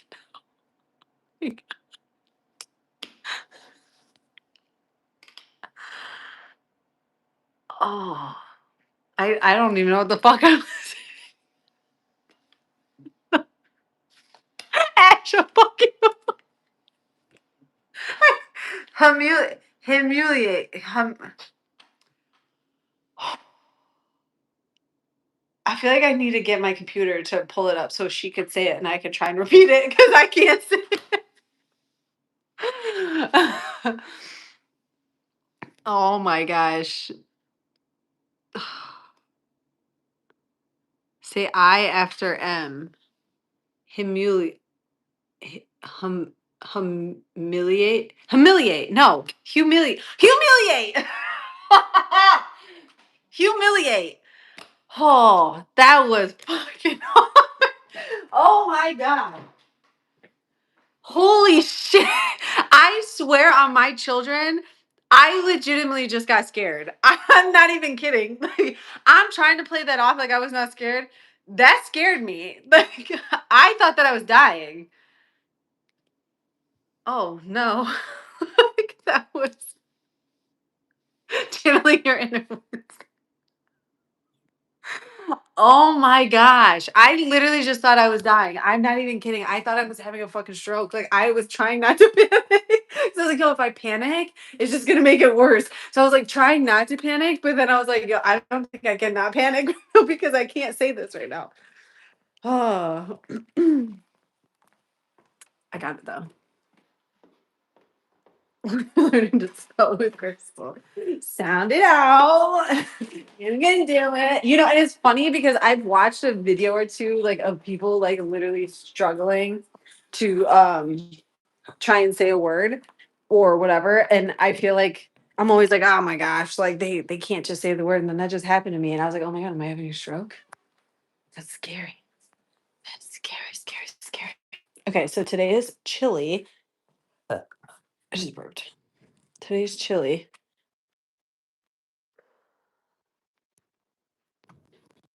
What do I wear? I have to start getting ready now.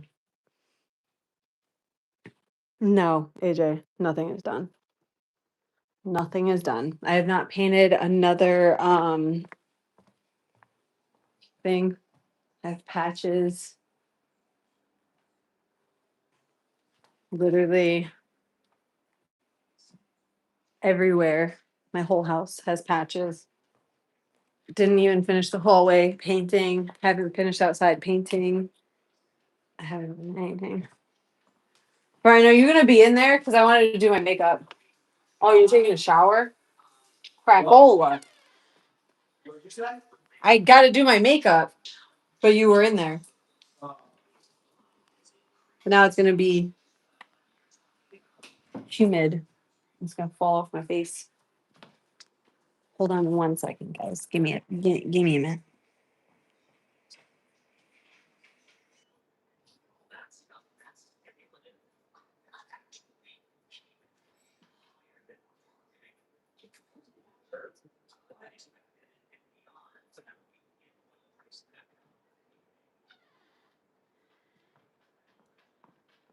Okay. I have to.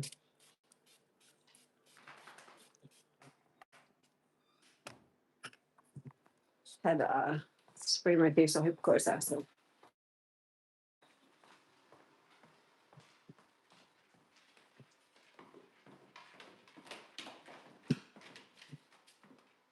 Germs are.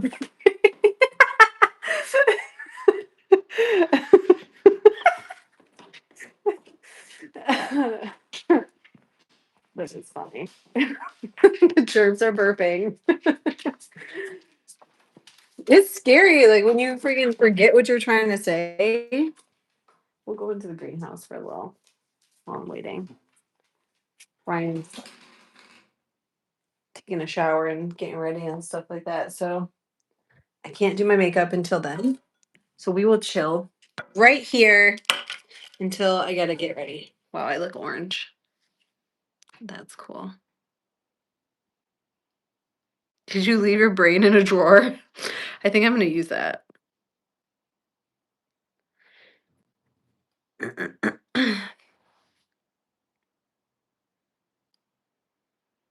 She said she has Down syndrome when she went to sleep.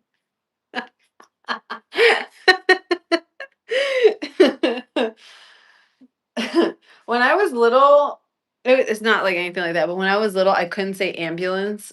I used to say ambulance. And like no matter what, like I could not say ambulance, like at all. It looks like I have a green screen behind me. Like that's wild looking. Like it looks like unnaturally bright. Do you see my hair? Obviously you see my hair. What the see? Like and my hands are literally like he's pushing on my hands. What's it?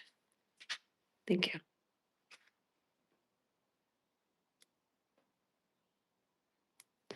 You missed me being a dumbass, Torin.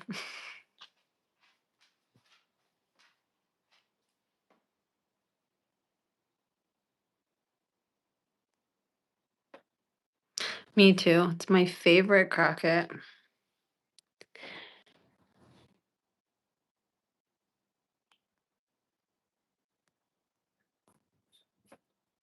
Oh yeah, he flies through games. I don't really so I know for like a while I feel like in the beginning when he was streaming, I would always be in chat and stuff like that. But also my kids weren't doing sports, so it was so easy. And then I feel like it got to a point where like there was like a little bit of like toxicity and drama and stuff that would happen and I'm like I just don't want to be around this. Like this is just really frustrating to me.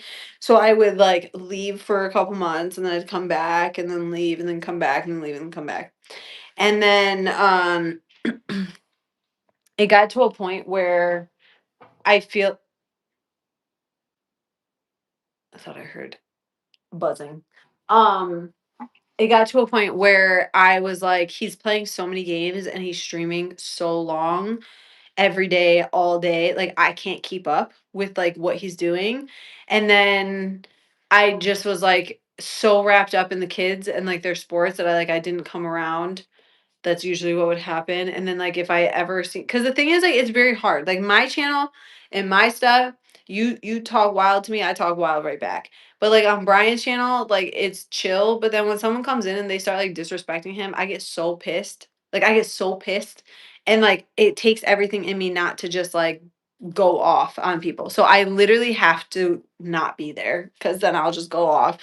And then like I'll pop in every now and then. I just won't talk and then, like, sometimes I'll try and, like, write something to Brian because it's easier if I write it in there than texting him. Sometimes I'll text him and then I'll just be like, "Hey, can you look at your phone?" But most of the time I'll damn, I got like a knot or something in my back and shit hurts really bad. Um but I'll go in and I'll, like, say stuff, but, like, a lot of times, like, I'll write something and then I put the phone down and then I'll go do all the stuff I have to do. So, like, people will be talking to me in chat and then I'm like, they probably think I'm being an asshole and, like, not answering, but I genuinely don't see it because I'll do it, put my phone down, it's on volume, and then I'm doing something. I'll wait for Brian to answer whatever I said, and then I'll come back and then I'll write and then I'll go back to what I'm doing. Oh gosh. Wow, that really hurts. Oh my god, that, like, really hurts. It's like my shoulder blade. You wanna see my lemon tree? Everybody saw it yesterday, but I'll show you again because she's my pride and joy. Look at her. Look at that lemon. She's just a bit. That scared me. I thought that was a bug. It's a like spider web thing. She's just a baby. She's just a baby. She's just a oh, she's just a baby. She's just a little baby. Where are they? Where are you? She's just a baby. She's just another little baby and another little baby. My voice is going out. And oh, another baby. And then another baby.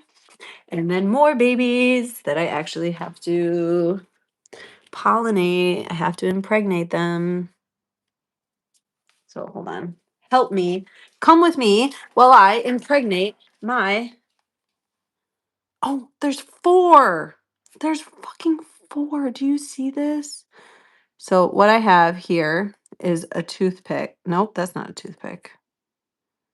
I'm basically just swiping these little petals and then I'm transferring the pollen from one to the other. And I've been doing this with all of them, so it's quite pollen-y. But this will, because I don't have it outside, the bees can't do it. So I have to self-pollinate, which means I have to self-impregnate my tree, which seems very weird. Um,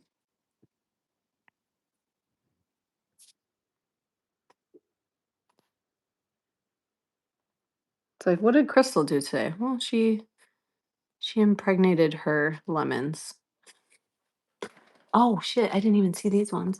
Look, another little baby and another little baby and then another little baby. I don't think that one's gonna make it though. Honestly, this one looks really, really tiny. You guys can't see that. That one's too tiny. That one's probably gonna die, but that's crazy. That's crazy. Okay, so let's count. 1, 2, 3, 4, 5. Okay. 6, 7, 8, 9, 10.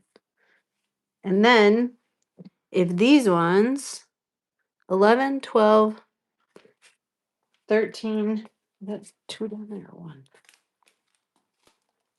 1, 2, 3, 4, 4. So what, 10? So 14.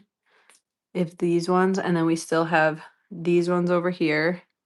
And then we have some in the front. So we have all of those as well.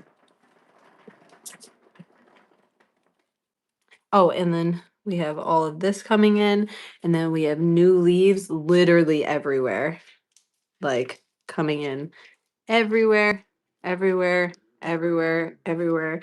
Literally new leaves everywhere. So, Callie, hi.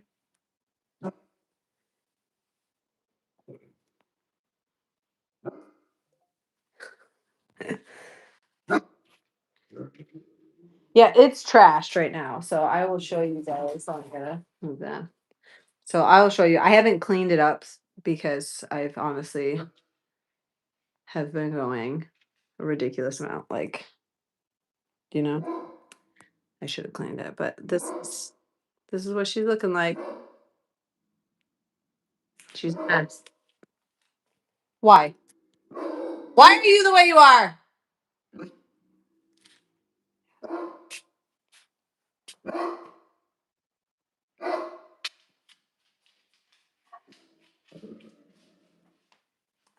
So we could have potentially 14, but right now we have 10. We have 10 lemons on a tree that we went and got in, another city. We drove, went and got that, and it was half dead. That's why I told you guys yesterday too on the stream.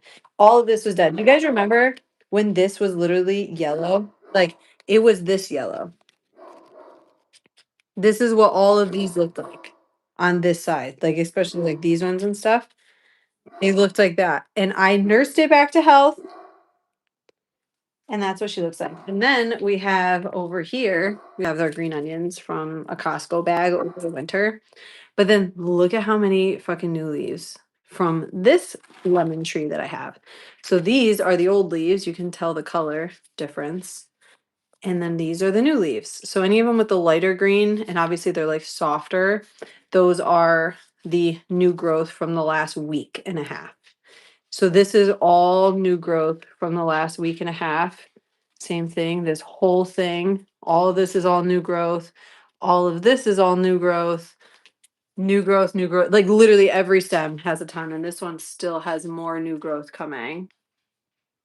So the I was asked before, what did I do that was different, like to make it to like help it. One, I got the correct soil. You guys helped me with that the day that I went and got them or got her. So bigger pot and the soil, huge difference, right? That started to help. But then she started to get a little stressed and I didn't know why. And I think it was the dryness of the house in the wintertime. So I ended up putting a little glass bowl in there of water so that it could help humidify like the air.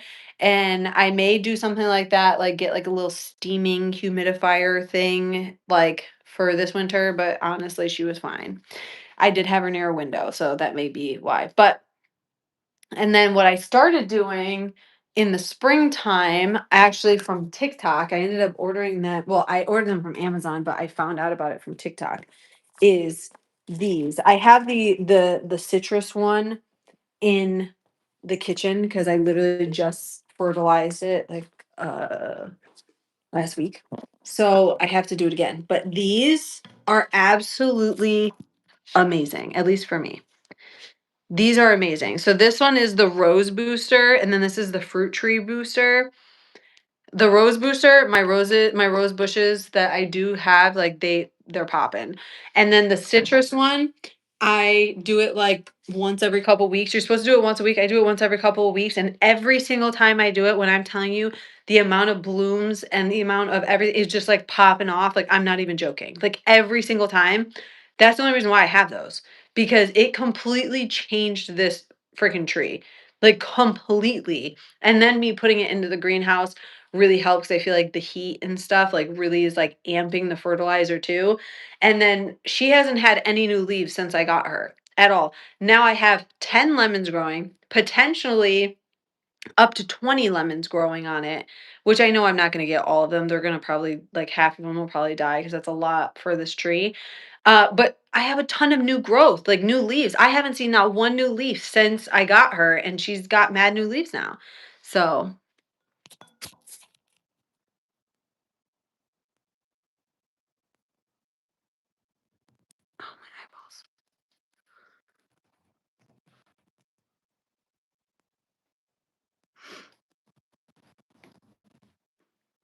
the bees that we had, it's raining.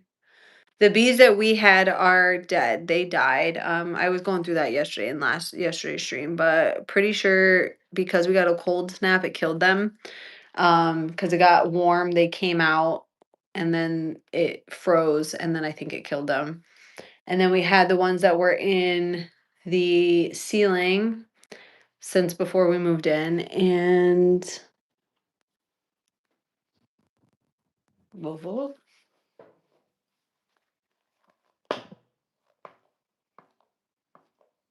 you. Sorry, it was a centipede. Um, And then we had to hire a guy, which took a ton of our budget for doing anything. But it's fine. I just get so frustrated when like our budget goes to like not pretty things, you know? Like it's like so frustrating.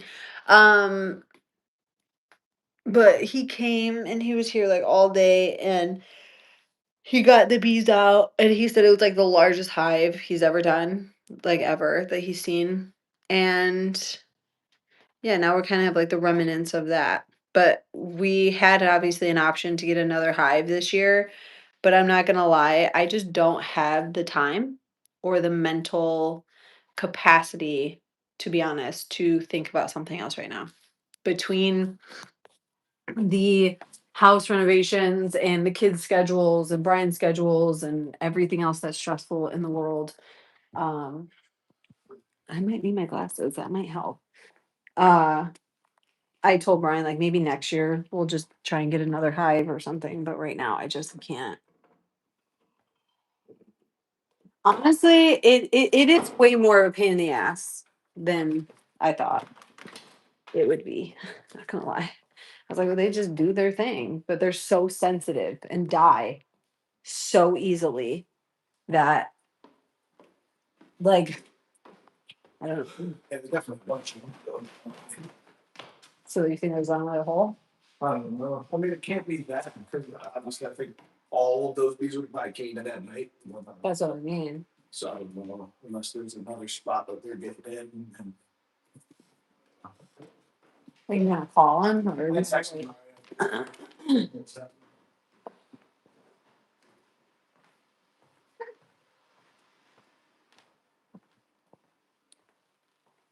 okay. The bathroom is trash, so you're gonna oh hi. Hi, how are you? Hi, how are you? Okay. I think that's okay. I gotta get ready. Like I have all my stuff. It's crazy. I gotta get ready.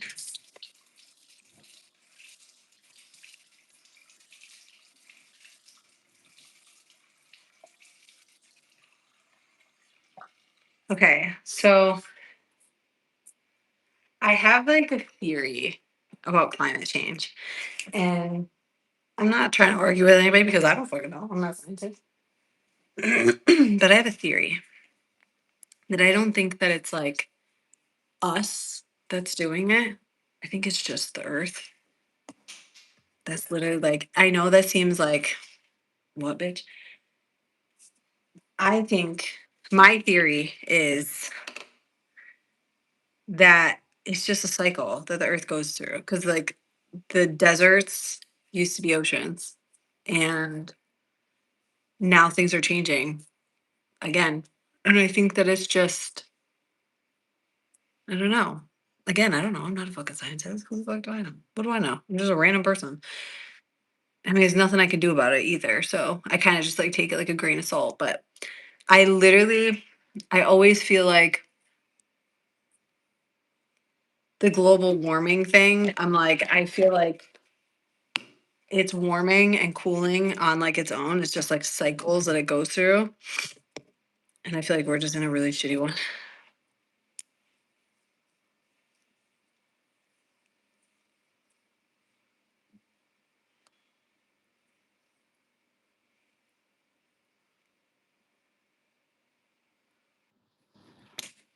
She's tired. She's been doing this shit for how long, and every year people are adding more to her surface. Thanks. But I don't think like that because I feel like they say that it's us, like it's humans that are causing global warming, and I think it's just like, do I think we're helping? No.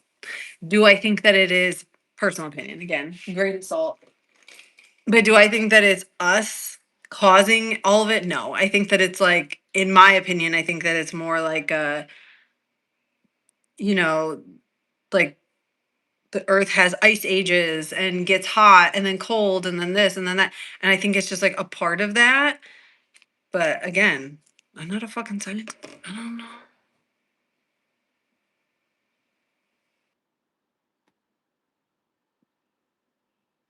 The thing is, like, it's weird because people talk about I can only speak for upstate, right? Like, okay, shit, I thought I did my makeup backwards.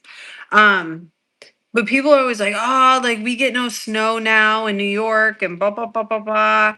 And it's all global warming and everything is like changing and blah blah blah. Bitch, we've gotten so much motherfucking snow the last 2 years. Like they're talking about record fucking snow for the last 100 years. So where is this no snow? Because we've literally had more snow than the last 100 years. We had over 140 inches of snow this year. 140 inches of snow. Like this was one of the worst fucking things. Like it's been horrible. What do you mean that it's fucking literally like so it's like I don't know. Like I get into like these weird things where I'm just like, oh my I feel like people just like come up with numbers and then just like say like this is what we need to run with. Like I don't know. I just don't take anybody seriously anymore. I feel like I don't know.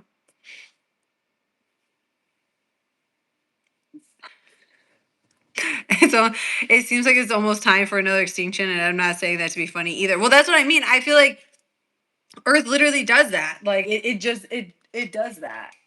I feel like it's not. I don't know.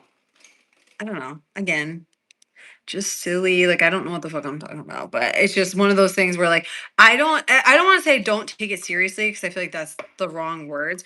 But like, what the hell do you want me to do about it? Type thing. Like that's how I feel. I'm always like, okay, like yes, that's happening. What the fuck you want me to do about it? Oh, stop using plastic. Okay, well then stop fucking flying in airplanes and stop doing all of the other things that freaking cancel out me having to drink out of a fucking soggy ass straw. Like, what do you want me to do? Like, I feel like it's almost like comical at that point where it's like telling you to do something and then like they could still just do whatever the fuck they want. You talk about fucking global warming or this or that, not anybody in here, but it's like they talk about all this stuff and want to change it, but then you're going to go order on Amazon or order online or use your phone and do things like so I think it's like weird because it's like in reality there's nothing that you as the regular consumer are going to be able to do to change anything, sadly. Like and I used to think I could. I used to think I could change the world and I used to try and like have eco-friendly everything and I'm like me drinking out of a soggy ass straw is literally going to do nothing right now. Like, putting my trash where it's supposed to be, recycling, doing that okay. But like you want me to fucking literally eat off of a bamboo plate that was made with toxic chemicals that's going to kill me cuz that's going to be any better. Like it's like a lose-lose, honestly.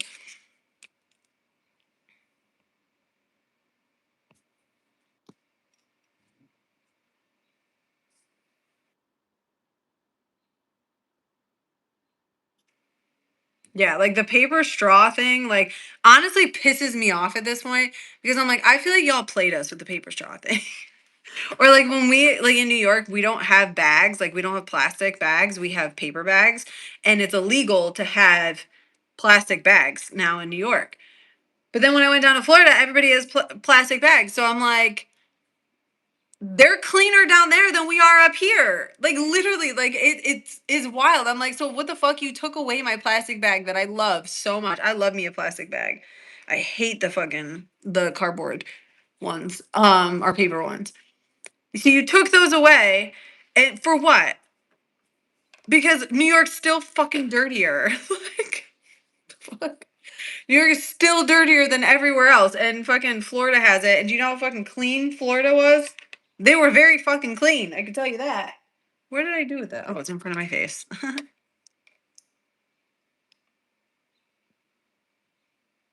If your mom's on YouTube Live, you could always just run away. What, Ethan? That makes no sense. Sound like a weirdo. Because I think you were trying to insult me, but it didn't work.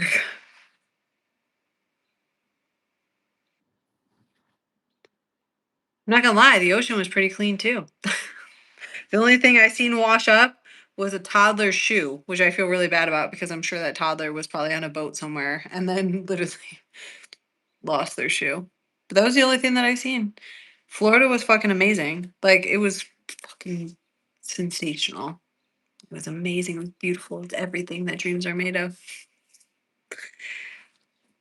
I'll bring some bags up. You're only one state away. Thank you, Crossbones. I swear, like I legit was gonna go on Amazon and fucking try and buy some plastic bags, and I was like, but they're illegal. So like, am I gonna get in trouble for having a fucking plastic bag because like that's how ridiculous it is? Like I don't know. I think it's stupid, if you ask me. But again, I feel like my opinion on shit changes all the time. Like I could get research and be like, oh shit, yeah, no, I was wrong. I feel like that always changes. So don't take what I say as Bible. Do your own research, have your own opinion.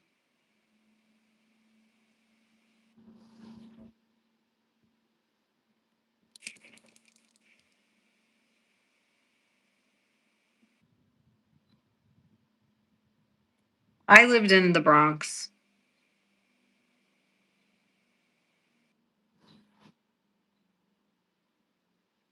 And as much as I used to love New York City, I do not anymore. New York City is no longer New York, unfortunately. I find that New York City is like people compare it to what the 70s, like the New York City from the 70s, where it was so dangerous and just so ridiculous. And it was like real fucking problems. Like people were like, yo, like New York City's really bad.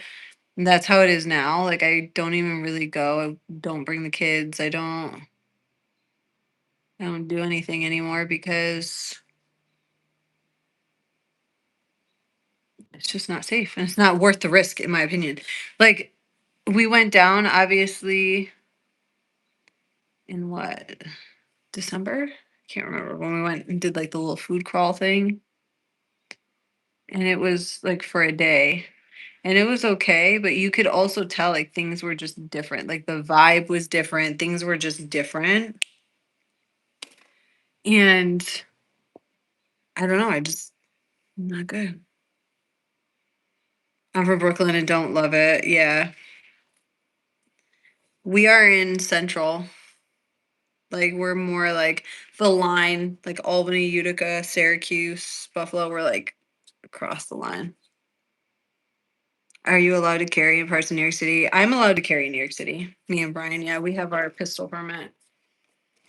But the problem is, like, you got fucking kids, which has always happened. So I don't want it to sound like, oh, well, it's just now happening. Like, it always has happened. So I will give you that, just not at the extent that it is.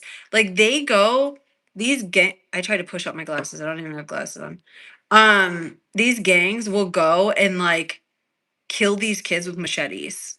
Like, the one kid, I remember when it came out, it was a few years ago, but he went into a bodega or corner store or whatever, and he was chased by a group of fucking kids. They thought that he was someone else, not even the right person. They thought he was someone else, chased him down, and chopped him up with a fucking machete. The kid walked all the way to the hospital for help because nobody would help him. And he died in front of the fucking hospital. And was he 13, 14, something like that? He was very young. Let's just say that. And that shit is happening so much now. It's crazy. The the dangers on the subway, insane. Lighting women on fire, from fucking shooting each other on the fucking train, stabbing people. The amount of people that are getting pushed in front of the train right now is like insane. Like it's insane. I don't when I go to the city, I don't even bring my kids down to the subway. Like I used to ride the subway. I don't even bring my kids to the subway because it's just not worth the risk. Like you have to outweigh the risk and the risk is insane like now. And then I know like what's happening right now in New York City with like them. I seen like an article. I don't know any details, so I really can't even comment on it, but about them trying to take away the landlord's property and like make it a community property, like a communist type thing, like the Soviet Union, like how they had.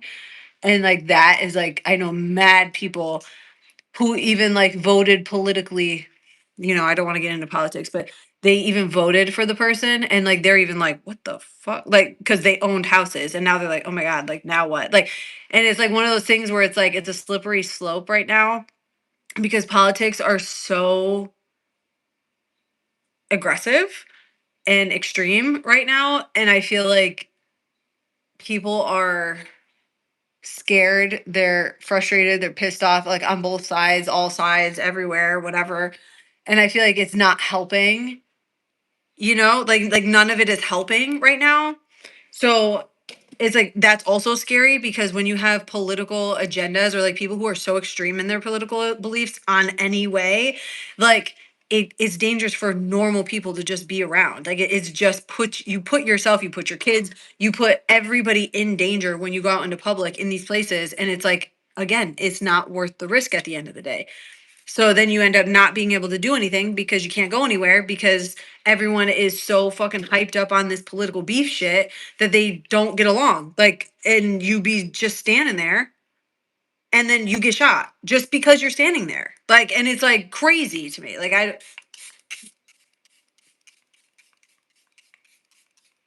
don't understand it. I really don't.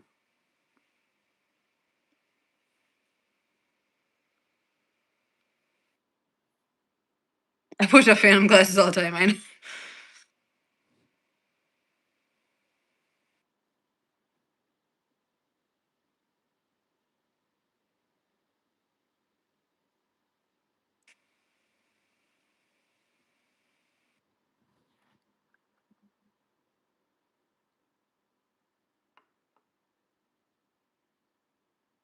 I don't think that it's just hard to be in America. I think that it's just hard to be anywhere right now. Like, if I'm being honest. And this is coming from someone who has been on both sides, who loves America, who really was frustrated and did not like America for a long time and stuff like that. But I can honestly tell you, I would not go to another country, even with all the stuff that we have going on. Um, because I feel like a lot of it is propaganda, what people hear or see or whatever. And I feel like I don't know. I love America. My husband almost died for this country. Like I don't think that I would leave now. Like if you would have asked me a few years ago, I probably would have wanted to leave, and I don't think I would leave. I think that when I look at other countries and like even Europe and like everywhere else, I'm like, yo, you guys are just as fucked. Like you guys just don't talk about it as much, I think. Like, like it's not as big of a topic because I feel like America's always such a big topic for everybody in the whole world all the time, no matter what we do, no matter what we say, like we're always a topic. So I feel like it's hard because you can't trust media now, like at all, like any media, you can't trust them. And then you go from that to like trying to figure out your own like statistics and research and stuff. And when you start doing that, it's very eye opening the amount of bullshit that you're fed. And I don't know.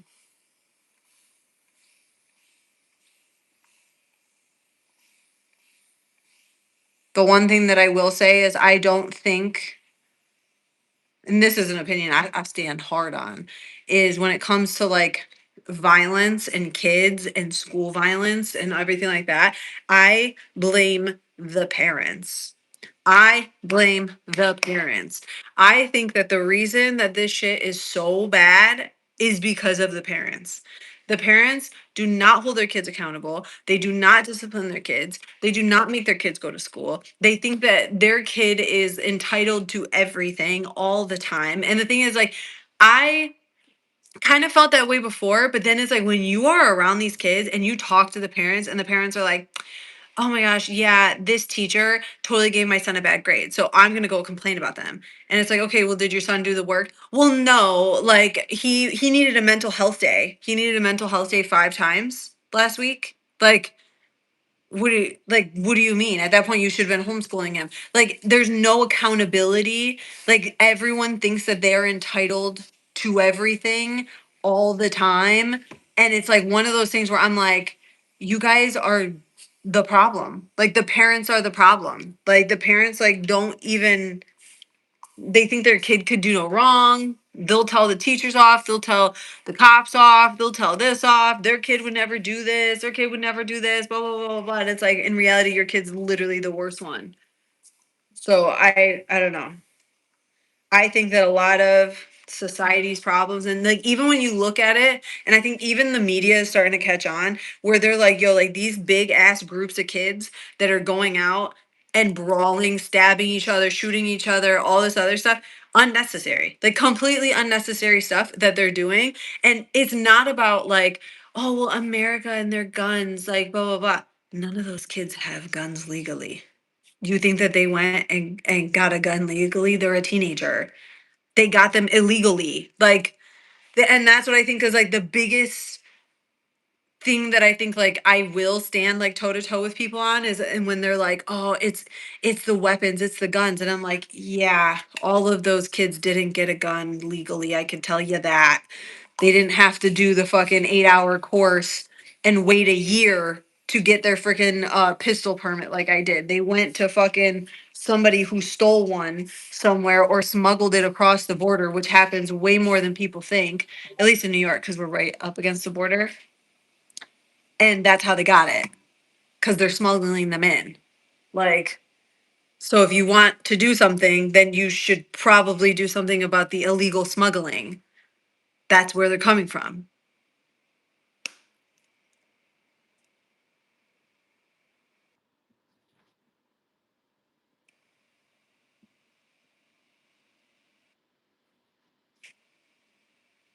Mad, it really is. Yeah, I don't go anywhere in public, like large public spaces. Oh yeah. Like if you talk to the teachers, like I know mad teachers. And all of them are like, yo, I'm at my wit's end. Like I'm about to quit. I'm about to quit. I'm about to quit. I'm about to quit because they just can't do it. Between the administration, like you cannot discipline the children. You cannot do it. You are not allowed to discipline the children. And then if you try, the parents literally want to fight you, like physically fight you. And then the kids don't give a fuck. They just don't. The kids themselves do not give a fuck. Like they in their brains, their mom or dad will come and rescue them. You're not gonna say shit to my mama, like that type of shit. It's so dumb. Like so dumb. And I feel like when it comes to the illegal firearms and shit, that's where majority of the shit is coming from. And nobody wants to talk about it. Everybody just wants to talk about like all the other shit. Or like the one controversial opinion that I have too is I think that asylums need to come back. People think I'm crazy when I say that. They're like, oh my God. And I'm like, think about it, okay? If you had mental health issues and you were crazy, okay, and you were a danger to yourself or somebody else back in the day, what ended up happening? You ended up going into a mental asylum where you could not be harm to other people or yourself. Now you don't have mental asylums, and now you got people fucking running rampant, just fucking killing motherfuckers all the time. Like there was a kid, okay, let me just explain to you. Okay, there was a kid my age. So he was in his early 20s when this happened.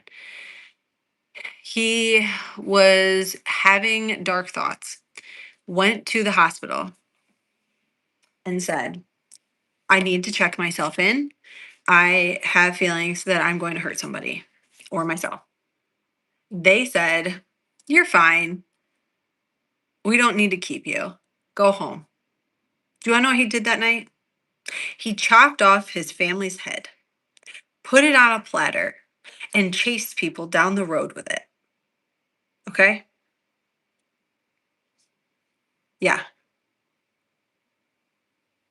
So I'm pretty sure asylums need to be back. Yeah, pretty sure. Yeah. So like that's why I think it's funny like when people say stupid things like or like have in my opinion like stupid opinions about stuff. Everybody's entitled to their opinion. They could think my opinion's stupid too. That's not what I'm saying. Like their opinion is only stupid, but in my whatever. You know what I'm trying to say.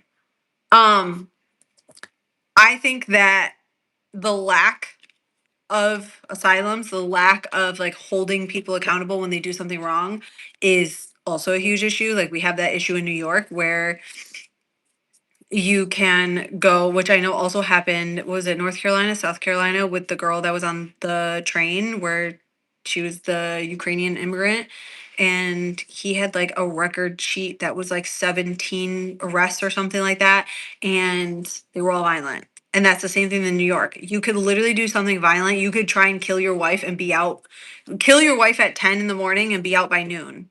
Like that's how bad it is. And that seems to be happening more and more. And then these people that end up going in for these violent crimes and then they come out the same day and then they just keep committing these violent crimes and they go in and they come out, they go in and come out, come in and come out. And then they end up killing people. And then they're like, oh my gosh, there was another mass murder. It's like, yeah, the signs were there. The signs literally were there. Like, where were you? The fuck? Uh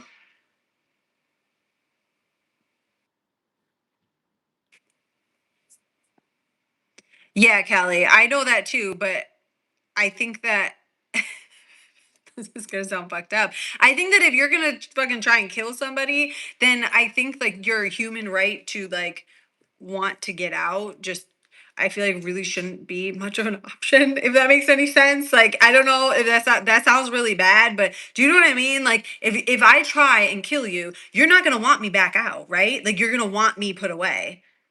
And I feel like that's the thing. Is I feel like asylums were wild back in the day. They did like wild ass experiments and stuff.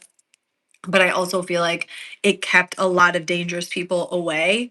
And I feel like there has to be a version of an asylum back, in my opinion. If you want the mental health stuff to stop, you got to have something there. Like you can't just have them running wild. And the thing is, I think people forget that like there I was actually there was a conversation that was being had about sociopaths in kids and how it is very obvious as teachers that they see these sociopathic tendencies, like actual psychopaths, not just saying, oh yeah, like that kid's crazy, like actual psychopath tendencies, right? And there was the conversation that teachers can see that before they become adults, and teachers are concerned and they will voice their concerns, but their concerns get put on deaf ears because they're just kids. They're just this. They're so innocent. And then so many teachers in this conversation basically said, "Hey, listen, like we see these kids like 6+ hours a day, 5 days a week, and the fact that they're literally like killing animals and hurting people and then manipulating them to think that they didn't, and they're like there's actual psychopaths that these kids need like help, but they don't get help because everyone looks at children and says children are innocent, like they don't know any better. But unfortunately that's not true because you can, be a sociopath as a child. It just gets more severe. So then there was the one woman that said that she was best friends with a girl who, what was it? They were in elementary school and she cut open an animal. What was it? Because she said it was hairless. Like it was still hairless, so it was gonna get hair. I don't know if it was a squirrel or something like that. But she cut it open, the hairless baby, took out the intestines, and then sewed it back up as a child. That woman, she said after that, she was like, "Hell no, my kids cannot play with your kids." Blah blah blah. Right? And that little girl grew up and murdered her children because she was a sociopath. Like I feel like there's like, it's like a huge conversation and there's like a bunch of things, but I do think that something needs to be done like when it comes to the mental health stuff. I think that people are way too chill about the fact that people are literal psychopaths. Like, and I'm not talking about like anxiety, mental health. I'm talking about like actual, like, untreated schizophrenia, like untreated bipolar, untreated sociopath, like those things. Like those are the things I'm talking, not like anxiety or like a little bipolar here and there or something like that, like where you have a little bit of a temper or something. Like I mean the kids and the adults that are like opening animals, that needs, I think that needs to be looked at. Like, there needs to be more that happens with that. I don't know.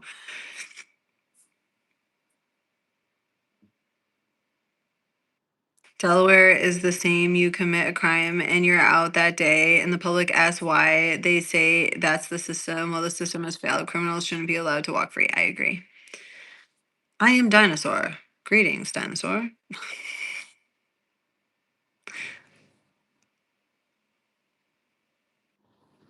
Man, they would be full to the max if they ever brought back asylums. I know.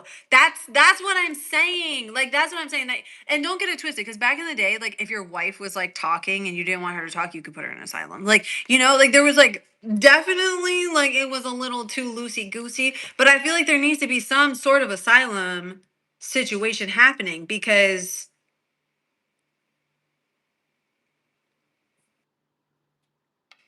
like you can't just assume that everybody's a good person. Like I'm sorry, like that might sound wrong.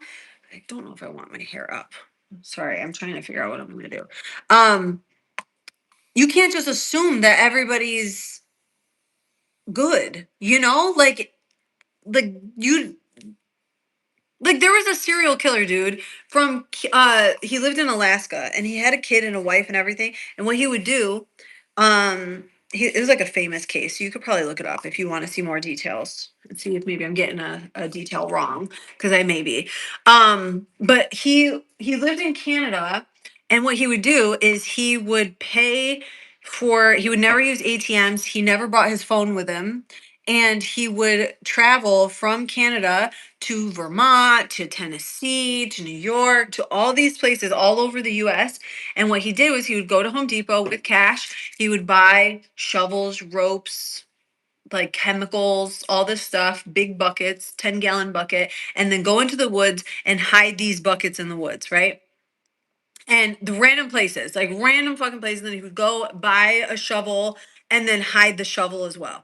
And then he would stalk people, okay, for years, random people, nobody he knew, just random ass fucking people that he wanted to schmurder. And he would do that for years, and then he would randomly, kill him. And now what they did with the bodies, they don't know. So then he ended up getting caught because he ended up murdering a girl and used her card at a store. I don't know, which was very unlike him, but he had no rhyme or reason. And that's how he got caught, though, right? Well, he ended up killing 11 people that they know of. Like, they can only prove three, but they know that he probably killed 11 because he put that on the paper when he killed himself, because he said that he did not want any media attention. And if he got media attention, then he was going to kill himself and he wasn't going to talk anymore. Well, that's what ended up happening. The story ended up getting a ton of coverage. He ended up killing himself. And then on the note, he basically said, like, listen, I told y'all I didn't want any I told you I didn't want any news to know about this, and you didn't listen to me. So now I'm gonna do XYZ. And he put 11 skulls on the paper. And people are like, yeah, but that could not be true. Yes, but why the fuck would he do that if he literally didn't do it for the attention, where a lot of serial killers do it for attention? He didn't want the attention. So I do think that he did kill at least 11 more people. But basically, when they went to his house in Canada, they found out that he was obsessed with Ted Bundy. He had like basically almost like a shrine in his house to him. And he was a normal ass fucking human being, okay? He owned a business. He had money. He fucking had an amazing family, everything. Like nobody in a million years even would have thought that this man was a fucking serial killer, because he was a sociopath. Like, do you know what I'm saying? Like, he literally like he would pick the people at random and then like kill them and then use the bucket that he hid as like the stuff to like murder and hide and like do all that other stuff. But it just goes to prove, I guess, the point that like you just don't know who is a psychopath. Like you can see, but like there's like actual fucking psychos out there. Like actual people who have like their kids fucking locked up in the fucking basement, or their fucking random girl locked up in the basement, and you have no idea, and you live right fucking next door. There was that one girl locked up. Her dad locked her up for fucking what, 17 years or something like that, and had like mad babies with her and stuff. Like you have no idea what people are fucking doing in their houses. So it's like I truly think that like being crazy and needing mental asylums like is legitimate. Like it's like not saying it to be an asshole. Like I truly think like there are people in this world that just are fucking crazy. And it's not like it's, oh, nowadays people are crazy. No, this has been like this forever. Like, even when you look back into history, because now I'm gonna be a history nerd, but even when you look back at a history and the like all of the shit that people did, like the evil shit. Like, you're telling me the medieval times when they would fucking take people's body parts and fucking torture them by their fucking body parts, you're telling me that those people weren't psychotic? Or like the Mad King and shit? Like, they're psychotic. Like, they're like, it's like a fuck up in the DNA. Like, I feel like it is literally a DNA fuck up, like sequence fuck up or whatever. The people who stalk people and shit, like dangerous as fuck, like when you're online, and trust me, we know that a little too well, but like there's people online that will stalk you. They have like this parasocial relationship and they think that they're like your best friend, and you've never really spoken to these people. Like, you've only spoken to them online or like whatever the case is, and they're crazy. Like, they would literally wear your skin if you would let them. Like, it gets scary to a point. So it's like, I know that there's a lot of crazy people out there, and to not have anything to, anywhere to put them or do anything like that, and obviously they're just out roaming around, then yeah, they're gonna fucking hurt people. Yeah, they're gonna kill people. Yeah, there's gonna be problems because you're not fixing it.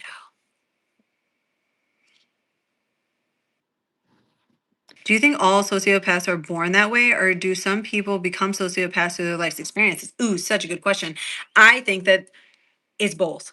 I think that it's both. I think that you could genetically be born with something wired a little wrong, just like when you're genetically born with ADHD, you have like low dopamine receptors, shit like that. Like, stuff in your brain's just not firing the way it's supposed to. And I think that sociopaths and like stuff like that, I think it's the same thing. Like, sometimes you're born like that, but I also think that empathy you're not born with. I think personally, which is, you could think whatever, like opinions, whatever. This is just my opinion. Was I think that empathy is taught in a way, to an extent. I think that empathy is something that you're not essentially born with. It's something that you have to learn. You have to learn through other people what is empathy. And I think when you lack empathy, that is where the sociopath comes in. Because you don't have any empathy, then you don't care if someone gets hurt. You don't care if you hurt somebody. You don't care if that person dies. You have no feeling in that. Do you know what I'm saying? And I think sometimes it also can come from trauma. So head injuries, like obviously we know that with TBIs, like TBIs can completely change the way someone's brain works and completely rewire it. So why would someone not be born with a TBI? Like, if a mother fell down the stairs and the child inside hit their head really hard, right? But the child still lived, the baby, and was born, and then that child just so happened to be a sociopath, it could have had like an internal TBI, you know what I'm saying? I don't even know if that's a thing. But I guess that's like what I'm trying to say. Like, I feel like you could be born with it. You could literally not learn empathy, or it could be genetic. I don't know. You know what I'm trying to say. I feel like I'm stuttering over my words and none of it just made sense. Anything I just said. So just ignore that. But do you think AI will be able to detect these disorders at birth? No. No. I think that medicine is amazing. I think that modern medicine is amazing. I think that AI is if it's used in the correct ways is amazing. I do. I think that there's a very thin line of ethical though with AI you got to watch out for. But I don't think that they'll be able to do that, only because right now we have the technology to and test to determine whether someone's going to be born with a deformity, with Down syndrome, with defects and stuff like that, right? But they're not always right. And sometimes when a doctor tells a mother, I think you need to terminate the pregnancy because your child's not going to live, that's they take that doctor's word as word. But the amount of people who have had these tests done, they get these things, these diagnoses, and then the baby's born and the baby's perfectly fine. So it's one of those things where there is room for error in these tests. I don't think anything will ever forever be 100% able to tell you something. But again, all these are just my opinions, and my opinions could change. And with the research that comes out, everything I say can always change. Children who aren't socialized have a lot of issues. Yes, I do agree. I think that children need socialization, but I also find as a parent, even myself, it's hard to get your kid to socialize nowadays because I don't want my kid around your kid if your kid's bad as fuck. Like, do you know what I'm saying? So you have to like find the people that you want your child to be around with because essentially they're going to influence your child. So your child's either going to be influenced positively or negatively.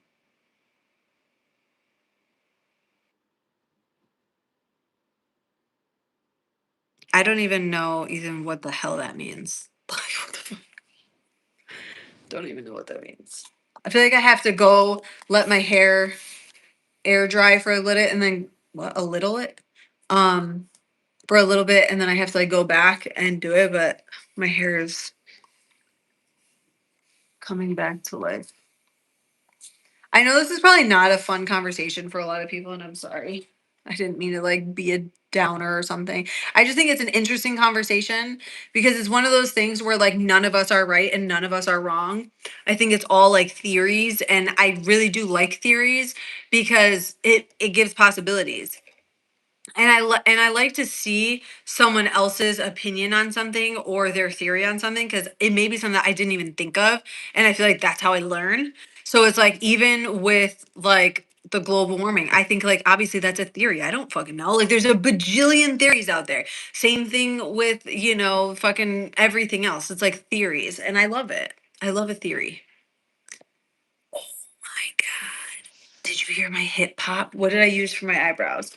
I used the NYX Lift and Snatch Brow Tint Pen. Will it show it?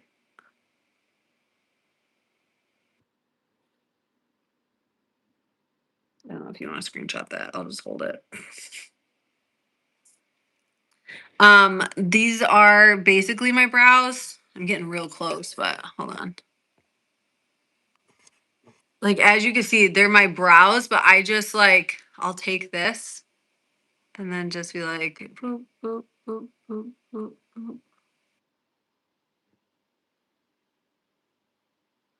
Which honestly, I feel like that's way too harsh right there. Yeah. This one's almost out, so it's really hard to make the strokes. When yours isn't like dead, it makes like actual strokes. It looks like the hairs of your eyebrow. But mine right now is, I don't know if you can like see the tip, but the tip is like dried out. So, see all my freckles? That's wild. You can see my pores and my wrinkles. Yikes. It's okay. I am like so getting to the point where like I'm so sick of everybody looking the same. Now I gotta do something with this eyebrow though. My eyebrows don't match now. I fucked them up. Found another one. Maybe this one will work. Now I gotta zoom back in. Oh no.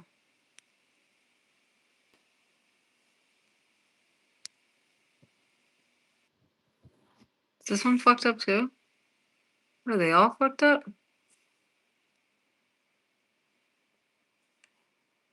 Yeah, it is what it is. There we go.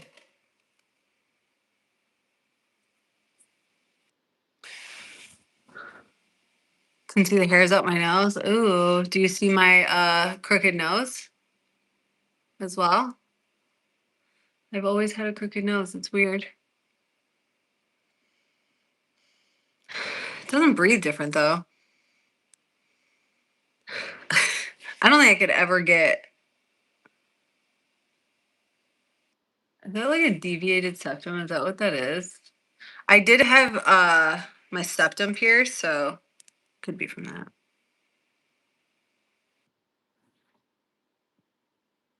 No, I don't even remember what Jennifer Love Hewitt looks like.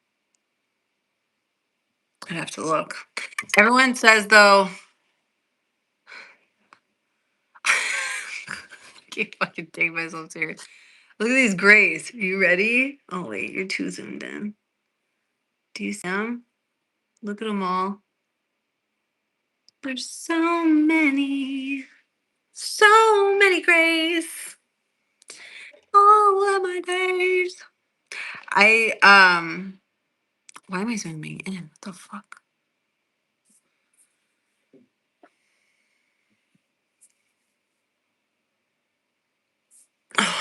But when the sun comes out and any sun touches my face, I swear my freckles all the way up and over just come out.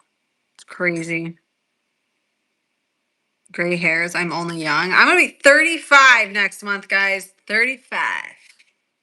That's nice. 35. I feel like I'm getting older though.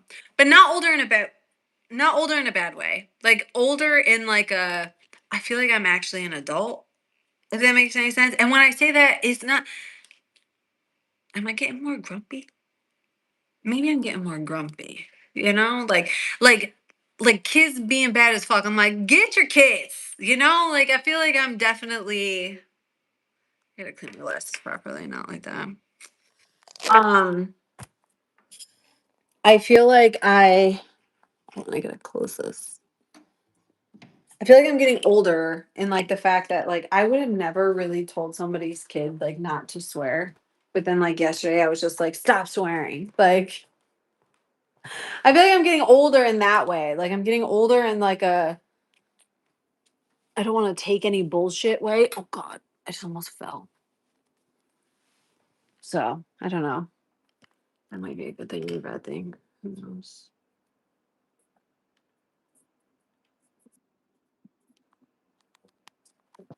See, for me, like I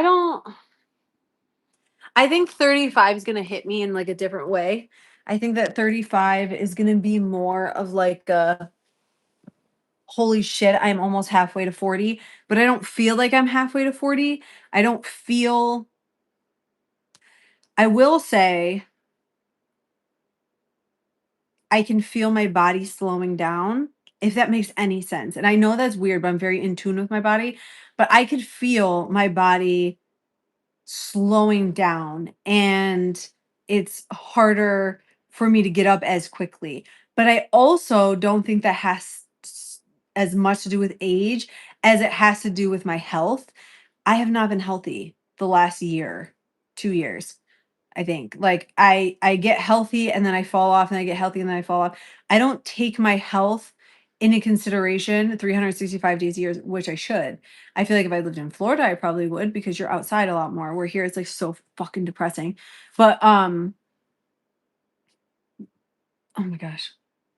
I just burped like 3 fucking times. Um I don't know.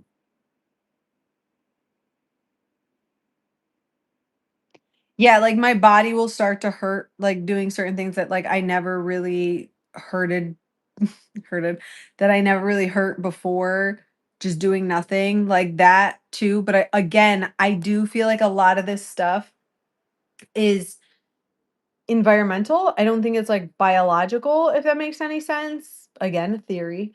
But like a lot of times when we talk about, oh, there's a fly. I thought that was a bee. A lot of times when we talk about, um, like, I'm going to use diabetes as an example. Okay. When we talk about diabetes, a lot of times people say, well, my mom had diabetes and my grandma had diabetes, so I'm going to have diabetes. And then I've always thought this way and I always will think this way. So if you don't agree, that's fine. Like I don't care, but um if you have diabetes in like your 40s and 50s because of how you were eating, to me that's not genetic. I don't think it's genetic.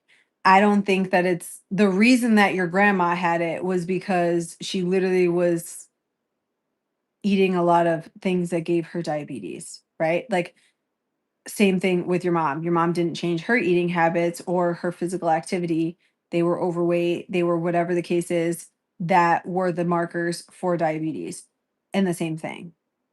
Because the reason that I feel this way, and I've always felt this way, but then I extra felt this way was when Brian was having issues with his cholesterol.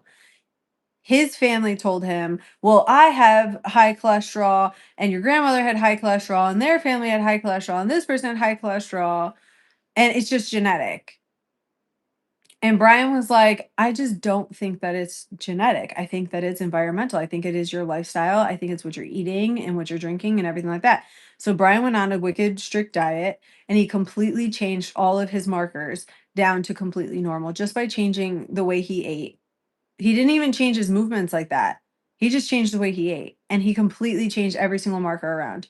And that's when he actually was, like, telling, his family had been over one time, and he was telling them, and he was just like, "I completely changed my thing." And they're like, "Oh, I still have to be on blood pressure medication, and I still have to be on high cholesterol, medication, like, blah, blah, blah."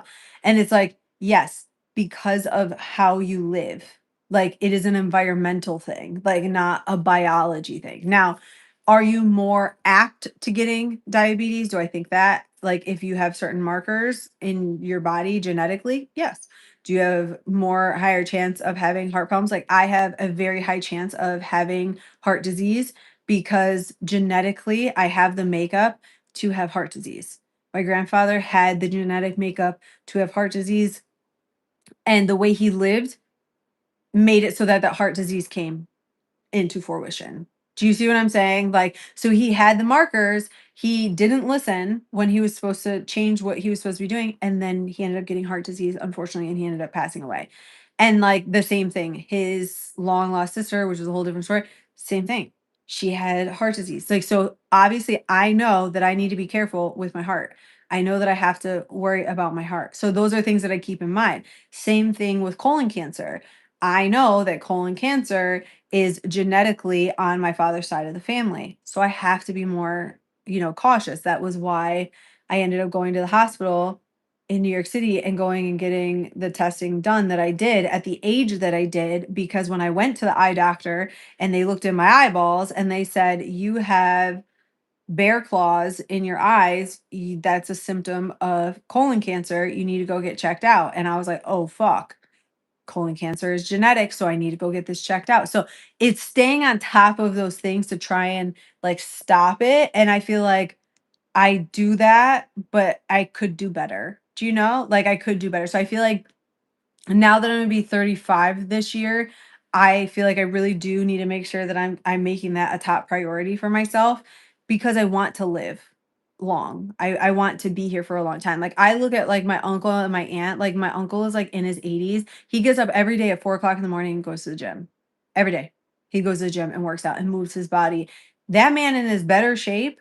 I think he runs the races here in the summer too. Like he literally is in better, you would never be able to tell he's in his fucking 80s. He eats well, he drinks his wine and his beers and goes out and does this and that, but he makes sure he lives a healthy lifestyle.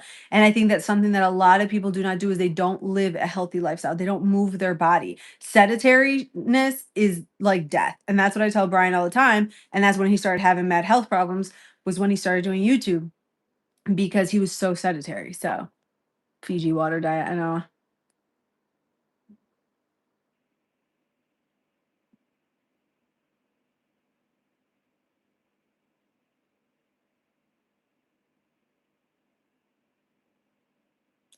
Oh, yeah, like ginger ale being medicine, yeah. Yes, and I think, like, obviously, your genetic makeup, you could be at higher risk, like, you could be at higher risk for sickle cell and stuff. We know someone who passed from sickle cell at, like, 18, and it was obviously a genetic makeup from certain things, so I feel like a lot of like even AJ, how you said I think diabetes is a disease here because of the foods they allow. Other countries don't have the same issues as we do. So unfortunately, this has become a global thing which you don't hear a lot about. I feel like if you're not in like the health space or like looking up researches and papers and stuff, like you don't really hear about it. But this was an America thing and it's now become a global issue. And the reason is our sugar intake has increased by like 100, literally like 100%, like plus, like it has has increased on a daily basis, the amount of sugar that we intake. And the thing was, it used to be just America, and now it's everywhere. I know Korea is having the same problem, China's having the same problem because they're putting sugar in everything because it's addictive. And if you're addicted to something, you're going to buy it over and over and over again, right? So then that's a way for them to buy, for you to buy something that they're making as a company. Well, it's getting you addicted to the product and addicted to sugar. And then by the time a year goes by, now you're addicted to 15,000 things with sugar because it's addicting. Do you know what I'm saying? Like, so I feel like that is also a very legitimate issue. And I think the sedentariness in the US is an issue. And I don't think it has to do with laziness. I think that it has to do with, well, I think that partially it has to do with laziness. That's obvious. But I'm saying like the majority. I don't think that it has to do with laziness. I think it has to do with no communities anymore.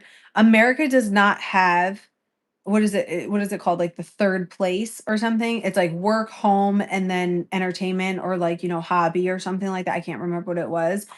And they don't have that anymore. So now people just sit at home. They don't go hang out with friends. Like, even we were just talking yesterday on stream, and I said, like, in the 90s, in the early 2000s, you would ride your bike to your friend's house and then you'd ride it to the next house and the next house.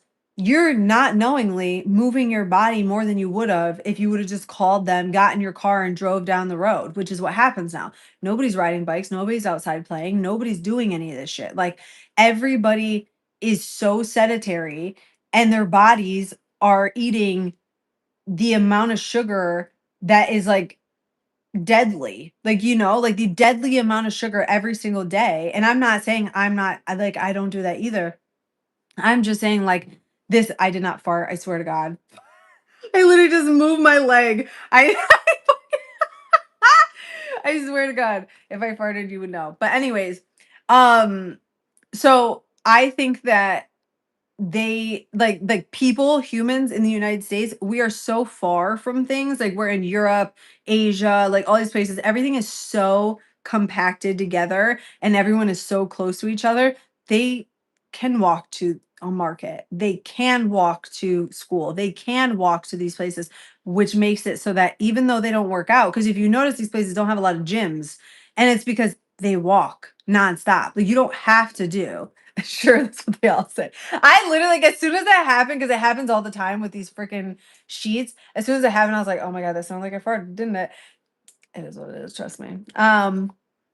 No, but you don't see a lot of gyms like that in other countries, and it's because they walk everywhere. In America, you can't walk. It's not walkable. Like, there's too many, like, too much space in between everything. For me to drive to a grocery store is 15 minutes. If I were to walk to a grocery store, it would be hours. And you're talking about no sidewalks, main fucking highway roads. Like, it's just not possible. Like, it's not possible to walk.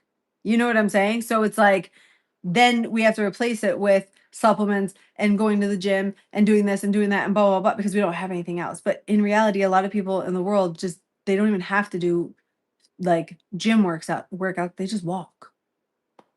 And I'm not gonna lie, the best shape I've ever been in my life, I was walking nonstop. I didn't do anything else. So, like, when people sit there and like say shit about Americans walking, what is that?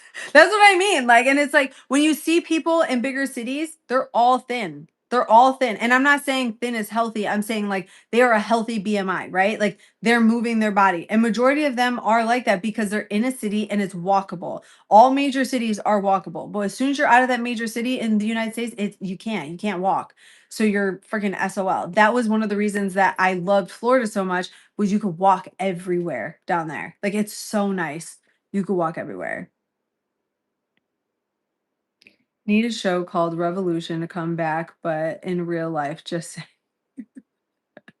I have a 20-minute walk to Wawa, but I drive. That's what I mean. Like, it's like I don't even know what the fuck. It's just, I don't know.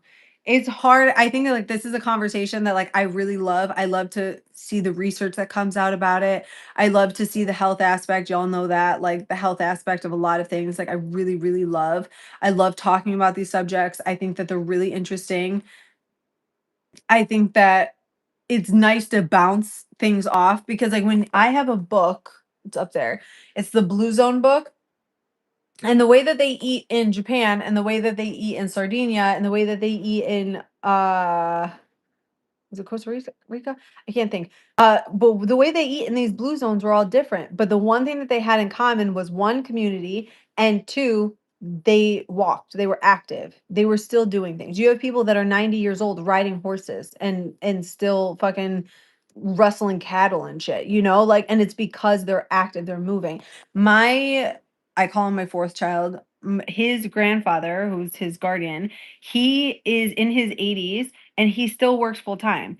And he's like, if I stop, and he literally told me all the time, he's like, if I stop, I will die. He's like, I'm not going to stop moving and stop working because then I'll die. He's like, you need a purpose in order to live. And if you don't have a purpose, you're not going to live. Like, and I'm like, yo, that is so true. And every single Blue Zone says the same exact thing. And I know that this grandpa is not reading this Blue Zone book. He's a trucker. Okay. He don't give a fuck about that.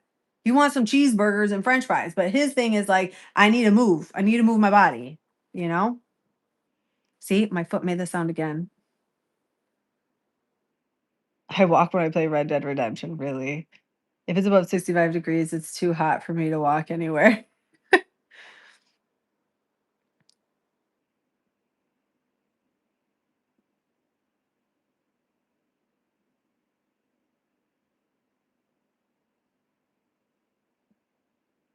Mark, hi, how are you? I love theories and debates because I believe it opens up conversation, whether good or bad. It's good to talk about things. I love it. Yeah, AJ, that's me too. Like, I need a conversation. Like, I need the conversation to, like, stimulate my brain.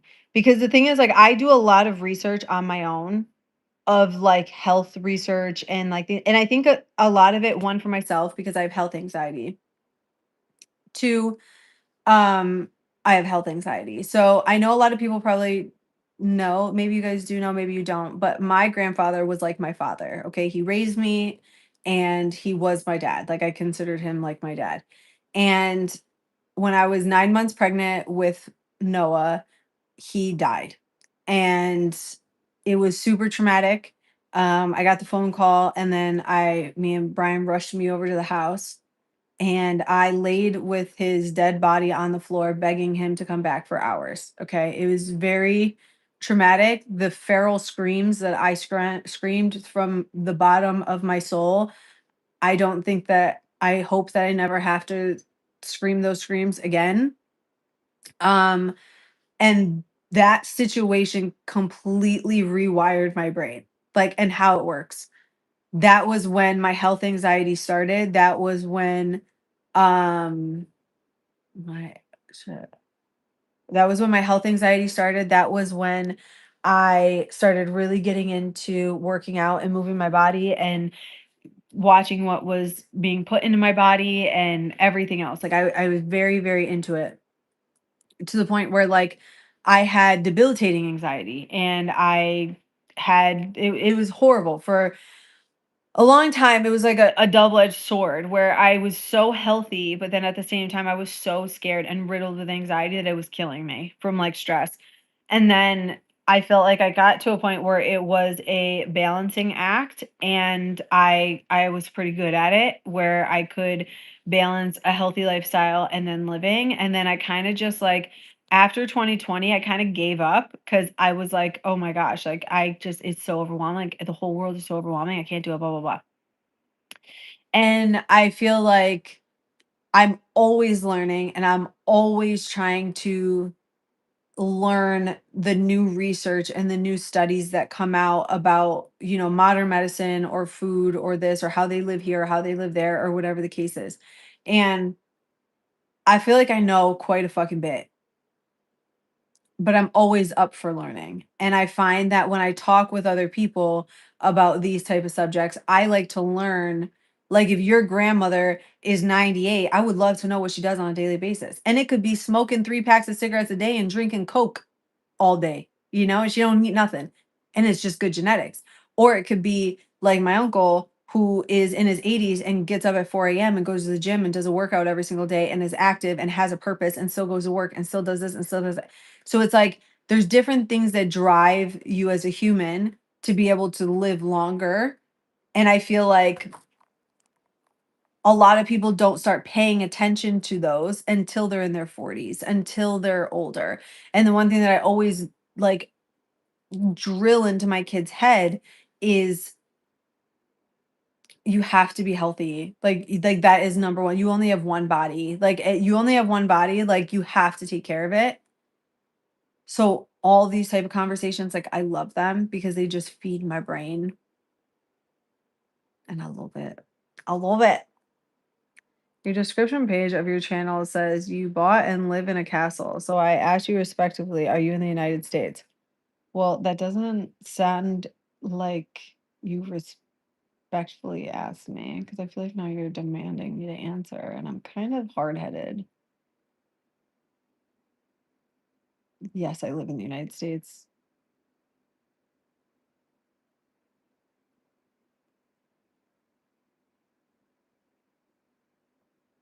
This is good because it's staying a conversation, not a debate. See, I like the conversations. Debates, like, okay, whatever. Like, but I would rather have a conversation because, like, I don't agree with a lot of people on things.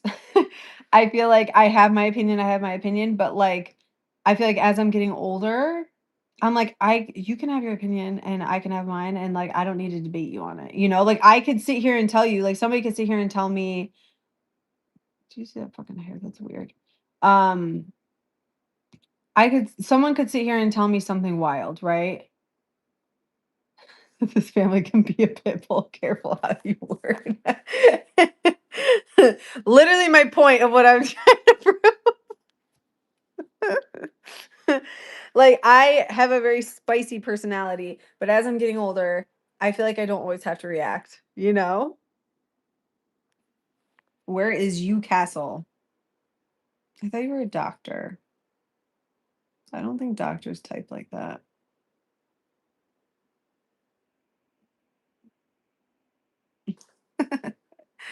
um, so I feel like the conversations are where it's at. I was gonna have an example, but my brain is all over the place and I keep checking the time because I don't want to be late for my son's baseball game. Yeah, we're just chilling, you know?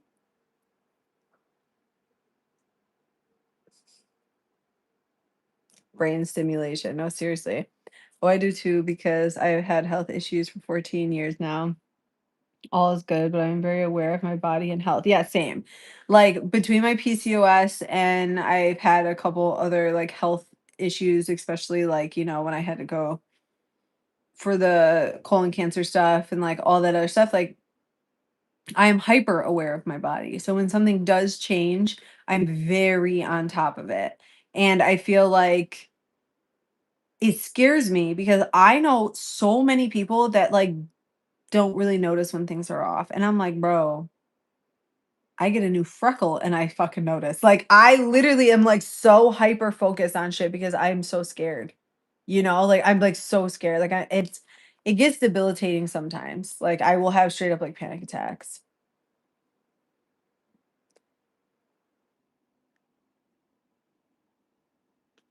Thanks for hanging out, AJ. I hope you have a good show. Oh shit. Yeah, just chilling. The calm before the storm of baseball. I would record, I would stream it, but there's like kids there, and obviously I don't want to record somebody else's kids or like stream somebody else's kids.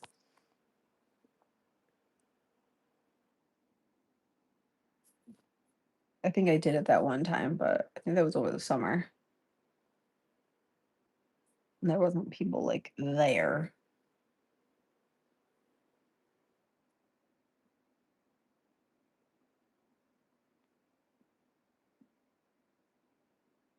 What if my eyebrows were shaped like that? I would always look so surprised. I'd look like a cartoon character, like a did you hear my stomach?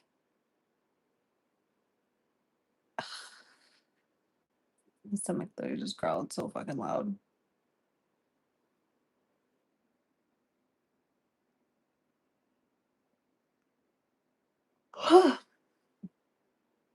I just yawned and my eye teared up. Sorry, why are you so close to my face? I don't know why I just put you very close to my face. My stomach is growling. And I don't know what I'm gonna eat before I leave.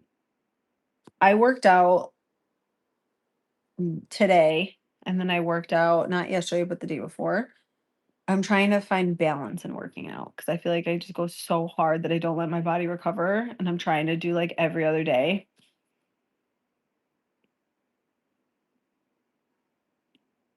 I thought that was a fucking bee. You're starting to prep dinner and watching the birds eat outside. Oh, it's so cold here. It's like chilly. Probably gonna have to put pants on. Like I have shorts on, but probably gonna have to put pants on before I leave. Last comment. I think everyone should get yearly blood work and scans. It's important to know what's going on in your body. Facts, AJ. I am guilty of not doing that. I don't have a primary care provider, so I can't go just like get blood work done. But there is this new like lab that you can do that does like the blood work for you that checks all your shit because I am anemic. And I think I might do that because I don't need a primary care provider. I'm not gonna lie. The healthcare or like the doctors in upstate New York, they're not good at all. Like, and I don't trust them like at all. Like at all, at all. So um I may just go do it myself. It's like $65. And I'm like, by the time I pay my copay is gonna be like $80. So it's probably cheaper for me to just fucking pay out of pocket to do this other one than to fucking go to the damn doctor. And then I get my own fucking results instead of them telling me. Because the thing is, like, this is what trips me up. Primary care provider wants me to come to them, go to the initial appointment to ask for the blood work. Then you charge me for that. And then I have to pay that. And then they want me to go back, get the blood work. Then I have to pay for the blood work, which is hundreds of dollars. And you want me, then you want me to come back to go over the shit that I could see in the my chart. Like I could see it. Why do I have to come back to you? And then you want to charge me again. So then I have to pay 2 doctor's appointments plus blood work. And Vito ended up getting a whole panel of blood work done back when we were trying to figure out if he had an autoimmune disease, which they fought me on and like did not want to do, and I still haven't been able to get it. And that was over $2,000 for a panel of blood work. So patient first is an option here in Mid-Atlantic. What is temp in New York? Like 20 degrees Celsius. I don't know Celsius. I only know Fahrenheit. Hold on, let me see. It may pause for a second. Hold on, let me see.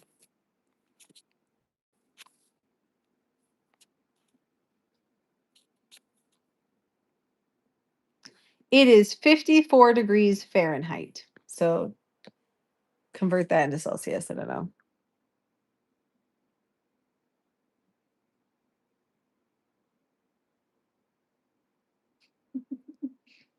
Okay, Mark Massar.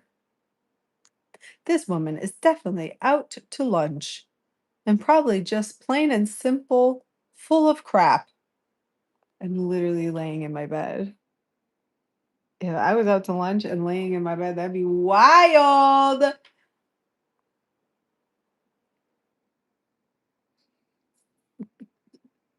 People are fucking wild online. See? Asylums. They should be back. Just saying. Prove my point. Proved my point. Prove my point. 12 degrees Celsius, a bit cold. Yeah, like it's very cold. New York is the armpit. No, the Northeast is. It seems like this winter and spring, it's been fucking horrible. Everybody else is enjoying their fucking hot, and we're still cold. Send Mark the asylum to the asylum hots. I know. Oh, crazy. Crazy. Crazy, crazy. Guys, my eyes itch. I have to go sit outside at a baseball game for hours and hope that my son learns the lessons that have been taught.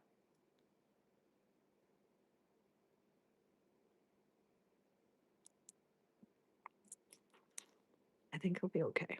I have faith. I'm scared.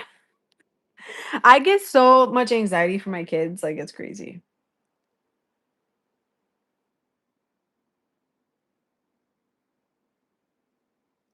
Patient First is a Mimi clinic, pay by visit, and they are not bad. I know there is one girl, I think she opened up a clinic like that where it was like a pay as you go, like a membership. You had to like pay a membership, but then like I don't know. It was like different. I am like totally this is my issue. I know what's wrong before I even get to you. The only reason why I gotta go to you is because I can't put in the medication or the prescription or the ointment or the testing.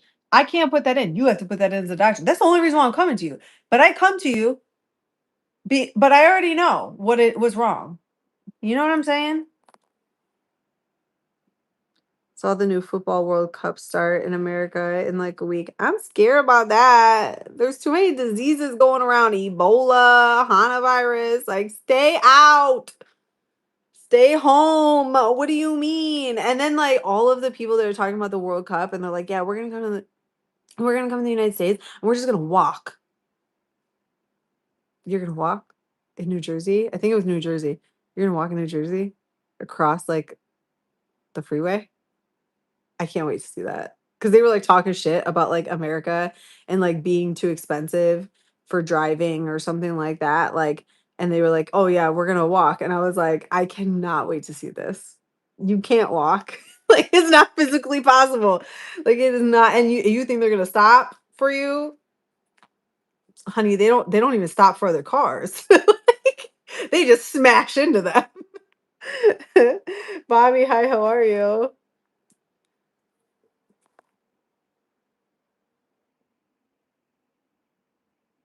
I don't watch soccer though, so I don't really know what the World Cup is. Like I know what it is, but I don't like at the same time. Like I don't get it. Like why like if it's a World Cup, right? Do they all play in the same place? Because that's not what I'm getting. I'm getting that they all play in different places, but if it's a World Cup, wouldn't they be in the same place? Almost like the Olympics, you know? But I don't know. 48 countries coming here. What true crime have I been watching? No true crime, but um, what have I seen lately? I seen the serial killer one, but that one was like I wasn't looking for that. That just popped up.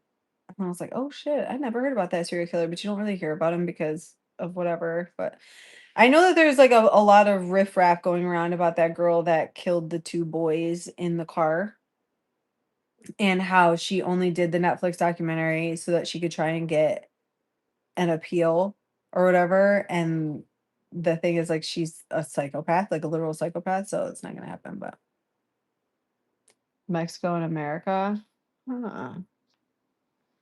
Um, I'm trying to think because there was another one. It was like a Utah one where like the girl like snuck out of the house somehow. She like escaped and like they went to the house and they had like the kids like chained up and shit. Like that shit was wild too. That was fucking. I can't watch that shit though because I get so emotional, especially when it comes to kids. Like I get so emotional. I seen one body cam footage of the cop that like came up and responded to like I'm assuming like a domestic violence situation.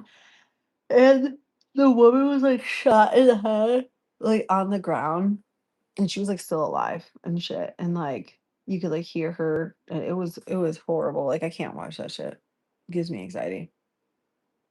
I saw that documentary and I know they are trying to pass a law where she doesn't profit from it, but the documentary was wild. I watched it with my boys and they were shocked, sad, sad. Yeah, I heard that it was like people were the people initially were like, "Oh, maybe she like maybe it was an accident, like da da da da." And then like when people that knew her were coming forward, they're like, "Uh-uh. Uh-uh." Like people were driving on the road, like showing the road that she went down, and the road that she went down was so bumpy. So the fact that she was even able to go that fast was like not normal. It was not an accident type thing. And then somebody said something that they should have dusted for prints on the the gear shift because if they put it in neutral, then that was them because I guess there was like a thing that they were like trying to put it in neutral, like the kids were trying to put it in neutral, something to stop her from going so fast. And she ended up like switching it or something. So they were like they should have like done like a finger sweep on the thing to see if they actually did try. And then that shows that they tried to get her to stop and that it was like 100% like she was psychotic. The Jodi Aries, I did not. Why was it crazy? They all like all these like things like scare me. Like they're interesting because I'm like, yo, the human brain is wild how like someone could do something so insane. Like I know I'm not gonna say who because I don't know if they could get in trouble, but somebody that I know was on like a jury thing for I think it's already over. I think she's guilty, but they were on a jury thing where they had to basically see if she was guilty or not to be charged with the murder of her boyfriend because they lived in a trailer and they were out at the bar and then they came home and then they started fighting and then she took the shotgun that was up against the wall by the door of the trailer and turned around and then shot. And then she said that it was like a warning shot because they were fighting or something, but it shot him directly and he died like right there. And that was like local, not local, but like semi-local. And they said that she was guilty. Like she definitely deserved to go to trial or something like that. Like there was like enough evidence or something. But the person that was on jury was like, "Well, if he was beating the shit out of her, like, I feel like that's self-defense." And they're like, "Yeah, but that's not your choice to make or whatever." Like, I don't know. Oh gosh, go look it up. It was a hardcore out in Arizona, a woman and her boyfriend. I won't say what happened, but look it up. See, that's what I'm saying. The West Coast. The West Coast be crazy too. It's crazy. Imagine all the stories of the documentaries that remain in the shadows. No, I'm so fucking for real right now. Like documentaries, I don't give a fuck about a documentary because I feel like it's too popular at that point. I need you to tell me the shit that's happening that like was small town. Do you know what I mean? Like shit that like it's kind of getting like really dark in this room. I'm like trying to fucking move this so that I can fucking actually see. I need you to fucking tell me. Shut up. I need you to tell me what happened in your town that was like you had no idea. Like I keep seeing these videos of this girl who was in a cult in Utah. It was the Order. I think that's what it's called. Somebody correct me if I'm wrong. She was in the Order and her dad was married to her mom and then her mom's sister and then he had like I don't know like 8 wives or something like that. I don't fucking know. And like a bajillion kids. And they were trying to like marry her off to her cousin, her first cousin, and she was just like, "Hell no, like he's so ugly, like I don't want to fucking marry him." And she ended up like leaving or whatever and escaping. But one time she went to go get her money out of the bank, but the Order has like their own bank and you have like a number that is assigned to you. So she said she went to go to the bank. You could probably look it up on TikTok, but she went to go to the bank and she tried to put in like the thing and like sneaky get the money out and then the guy caught her because someone in the building like was snitching and they caught her and like literally like scratched her and shit or like she scratched him something like that like he physically like assaulted her and shit But because the order is like so secretive, it's like a polygamous cult. Because it's so secretive, they ended up fucking like nothing ended up happening to him, like at all.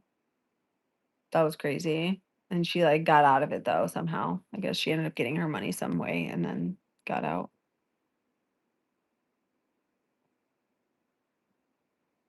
Oh, yeah, I think about all of the crazy shit, like the dude that freaking chopped his cousins and his grandparents and like all their heads off and literally just put it on a plate and fucking started running down the road.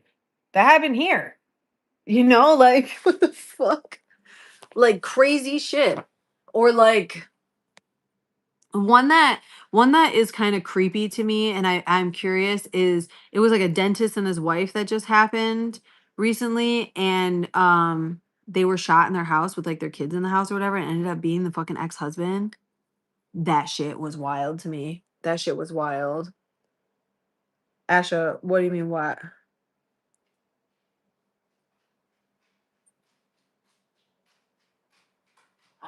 Do you got you baby?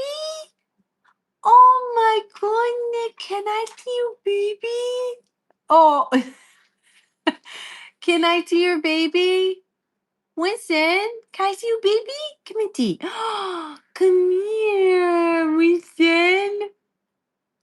He's like, bitch, no, get away from me. Winston,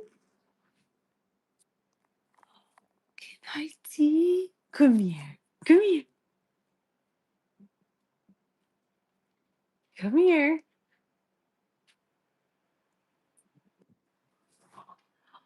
Oh, such a nice deflated baby.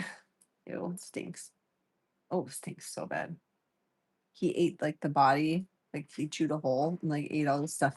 Oh, Winston, you just pulled my phone down. Oh wow. Do you want this baby? Do you want it? Ready? Go get it.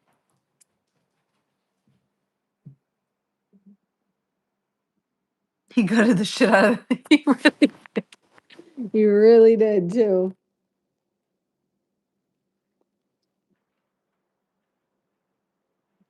Yeah, sometimes I watch like some like these like cop videos and shit, and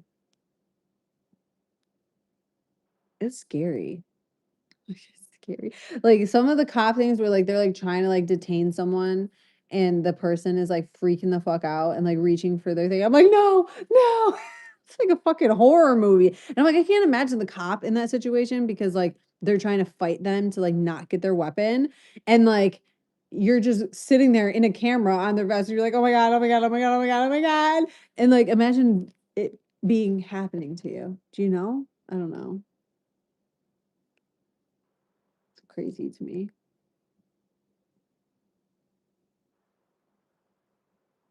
Eyeball.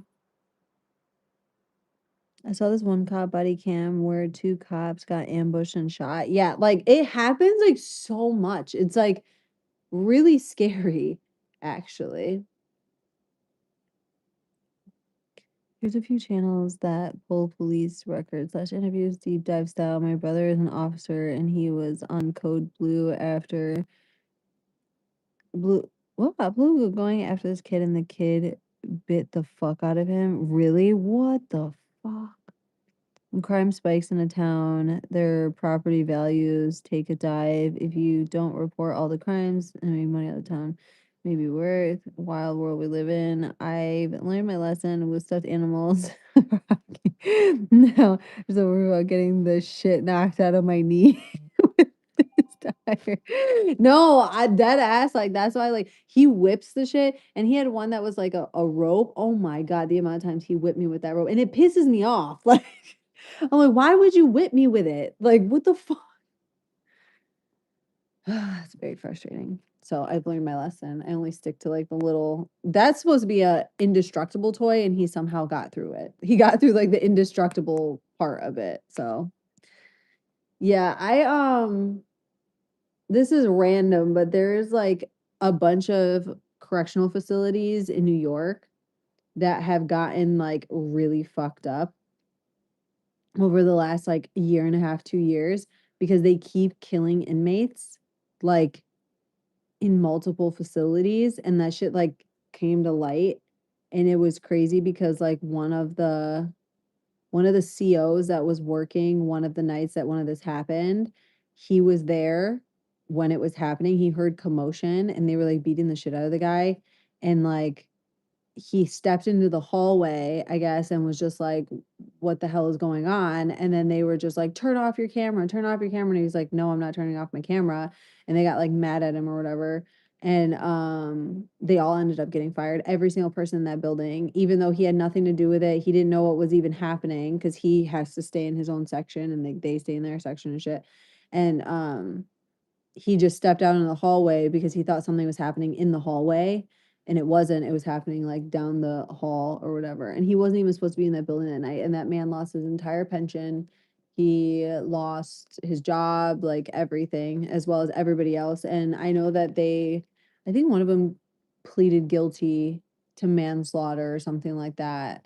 And he was sentenced to like 25 years in prison or something like that. And then the other ones, I think, took plea deals and then they ended up getting off scot-free. So it was like I think the deal was that if they ratted and testified against the one CO that was doing it, that they would get a break or whatever. And then they ended up doing that and they ended up getting off not guilty anyways. So they literally ratted for like no reason too. Like that was wild. That was like a wild situation.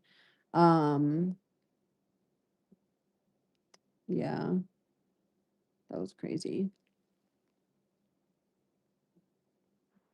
His tire has a rope connected to it as part of the Gorilla Ape stuff from oh, gotcha. Yeah, them freaking things hurt, bro. Like, these things hurt. Very crazy. You know what's even crazier is the amount of kids that are like doing like threats and shit to schools. Like, very scary. That too. Because I'm like, yo, what the fuck? Kids be just they don't understand like consequences, I feel like, to actions anymore. That's the other bad thing. I don't know. These are like we're having very random conversations today. But I got done doing dinner and everything like so fucking early. I thought it was gonna take me way longer. So that was a fail on my end. Sorry, guys.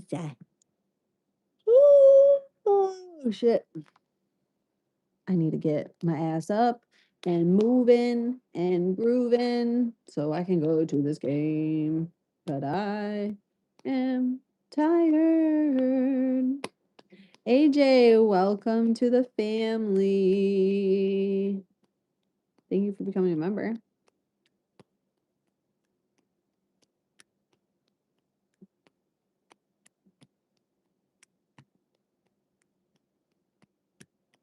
Really, Asha? Damn, my kids got a whole fucking month.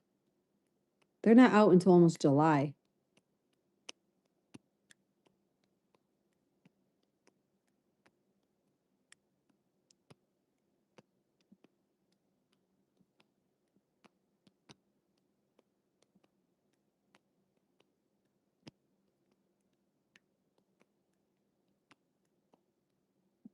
I just fucked up. How fast can I go? Oh, fucked up. That was as fast as I could go. You know, when you just be like, you know, you got to do like one, one, one. No, I fucked up. One, one, one, one, one, one, one, one, one, one, one, one, one, one, one. With Mary Mac was on her back. You know what I mean?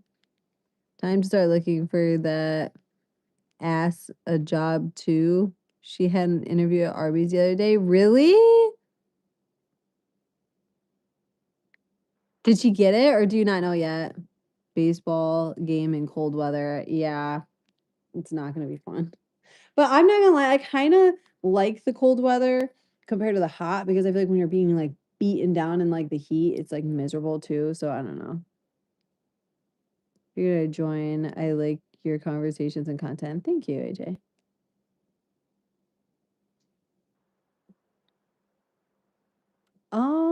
hope she gets it. How exciting. Noah, I think, can technically get a job now, but he basically like works for us in like doing the lawn and stuff. Like he gets paid for that kind of stuff. And I would rather him right now because I told him I was like, you could do it like when you get a little older. I was like, but I want you to focus like this summer on like training and getting all your stuff done and like doing everything that you need to do. You know, I was like, and then worry about it like next summer or something. But there's 100% a hole somewhere. But if they all die, right? They're supposed to die. So they have to die somewhere or no. Because I'm tired of coming out of pocket. I mean facts, because we got to pay like Noah to do like the lawn and stuff, but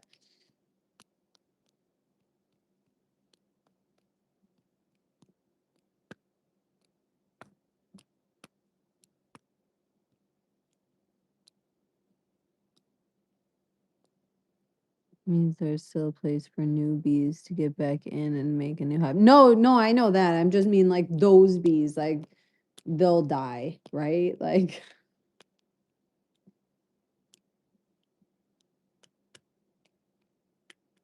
what did the guy say? Is he gonna come back? Or is he just saying wait?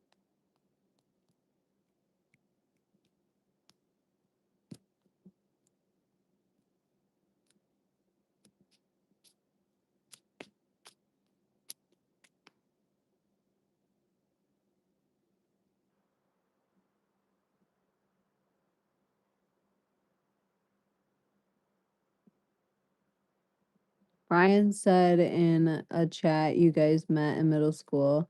What do you remember about first meeting him? Oh, he hasn't answered. Um, I don't know if I'm being honest. Like I looked at him and I was like, "Oh, he's cute." Like that was that's it. So, I was like, "He's cute." And then I went home and I told my mom like that I thought that this kid named Brian Menard was really cute and she was just like, "Brian Menard? Is he like part black?" And I was like, "Yeah." And she's like, "I know his mother." And I was like, "Oh, dang." And then come to find out, Brian's mom and my mom used to be friends in high school. And Brian came to the hospital to see me when I was born, which obviously we don't remember that. So, and yeah,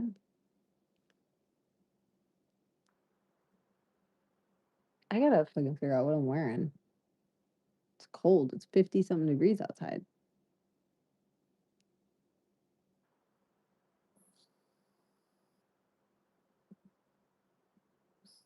Hmm.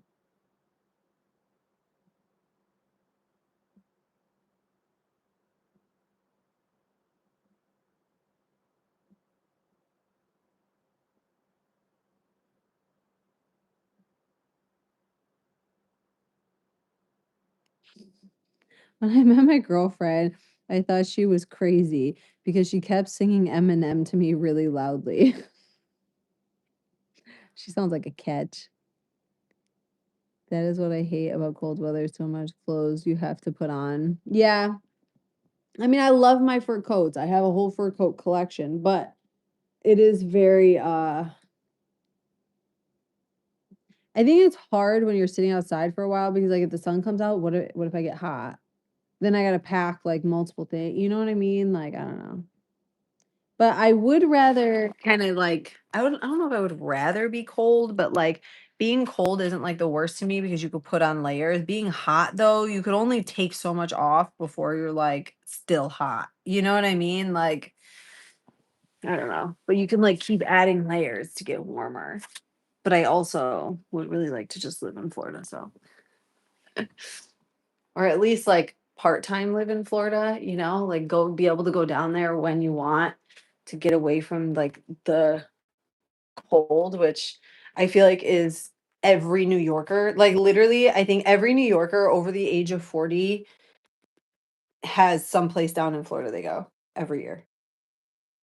So I think it's like just a common ass thing. All right. What do I wear? What do I wear? What do I wear? What do I wear? Because I'm wearing shorts and that's not gonna work. Do do do do do. But I want to be comfortable. I was gonna wear these white pants, but I feel like they're way too long on me, and I don't have hemming tape to like tape them and hem them.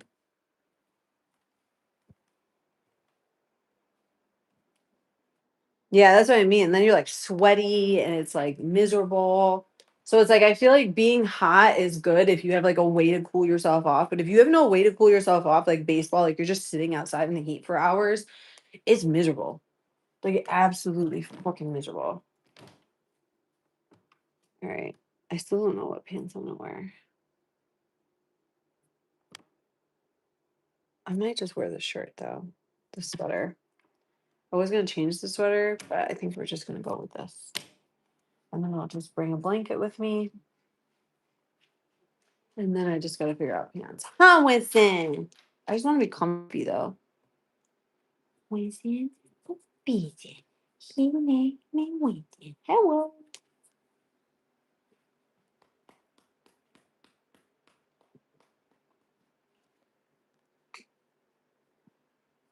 You big goof. Big goof aloof. All right, I guess I should get off, get dressed, and go to this game because it's already after 3.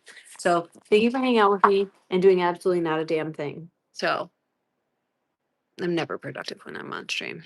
Anyways, okay. I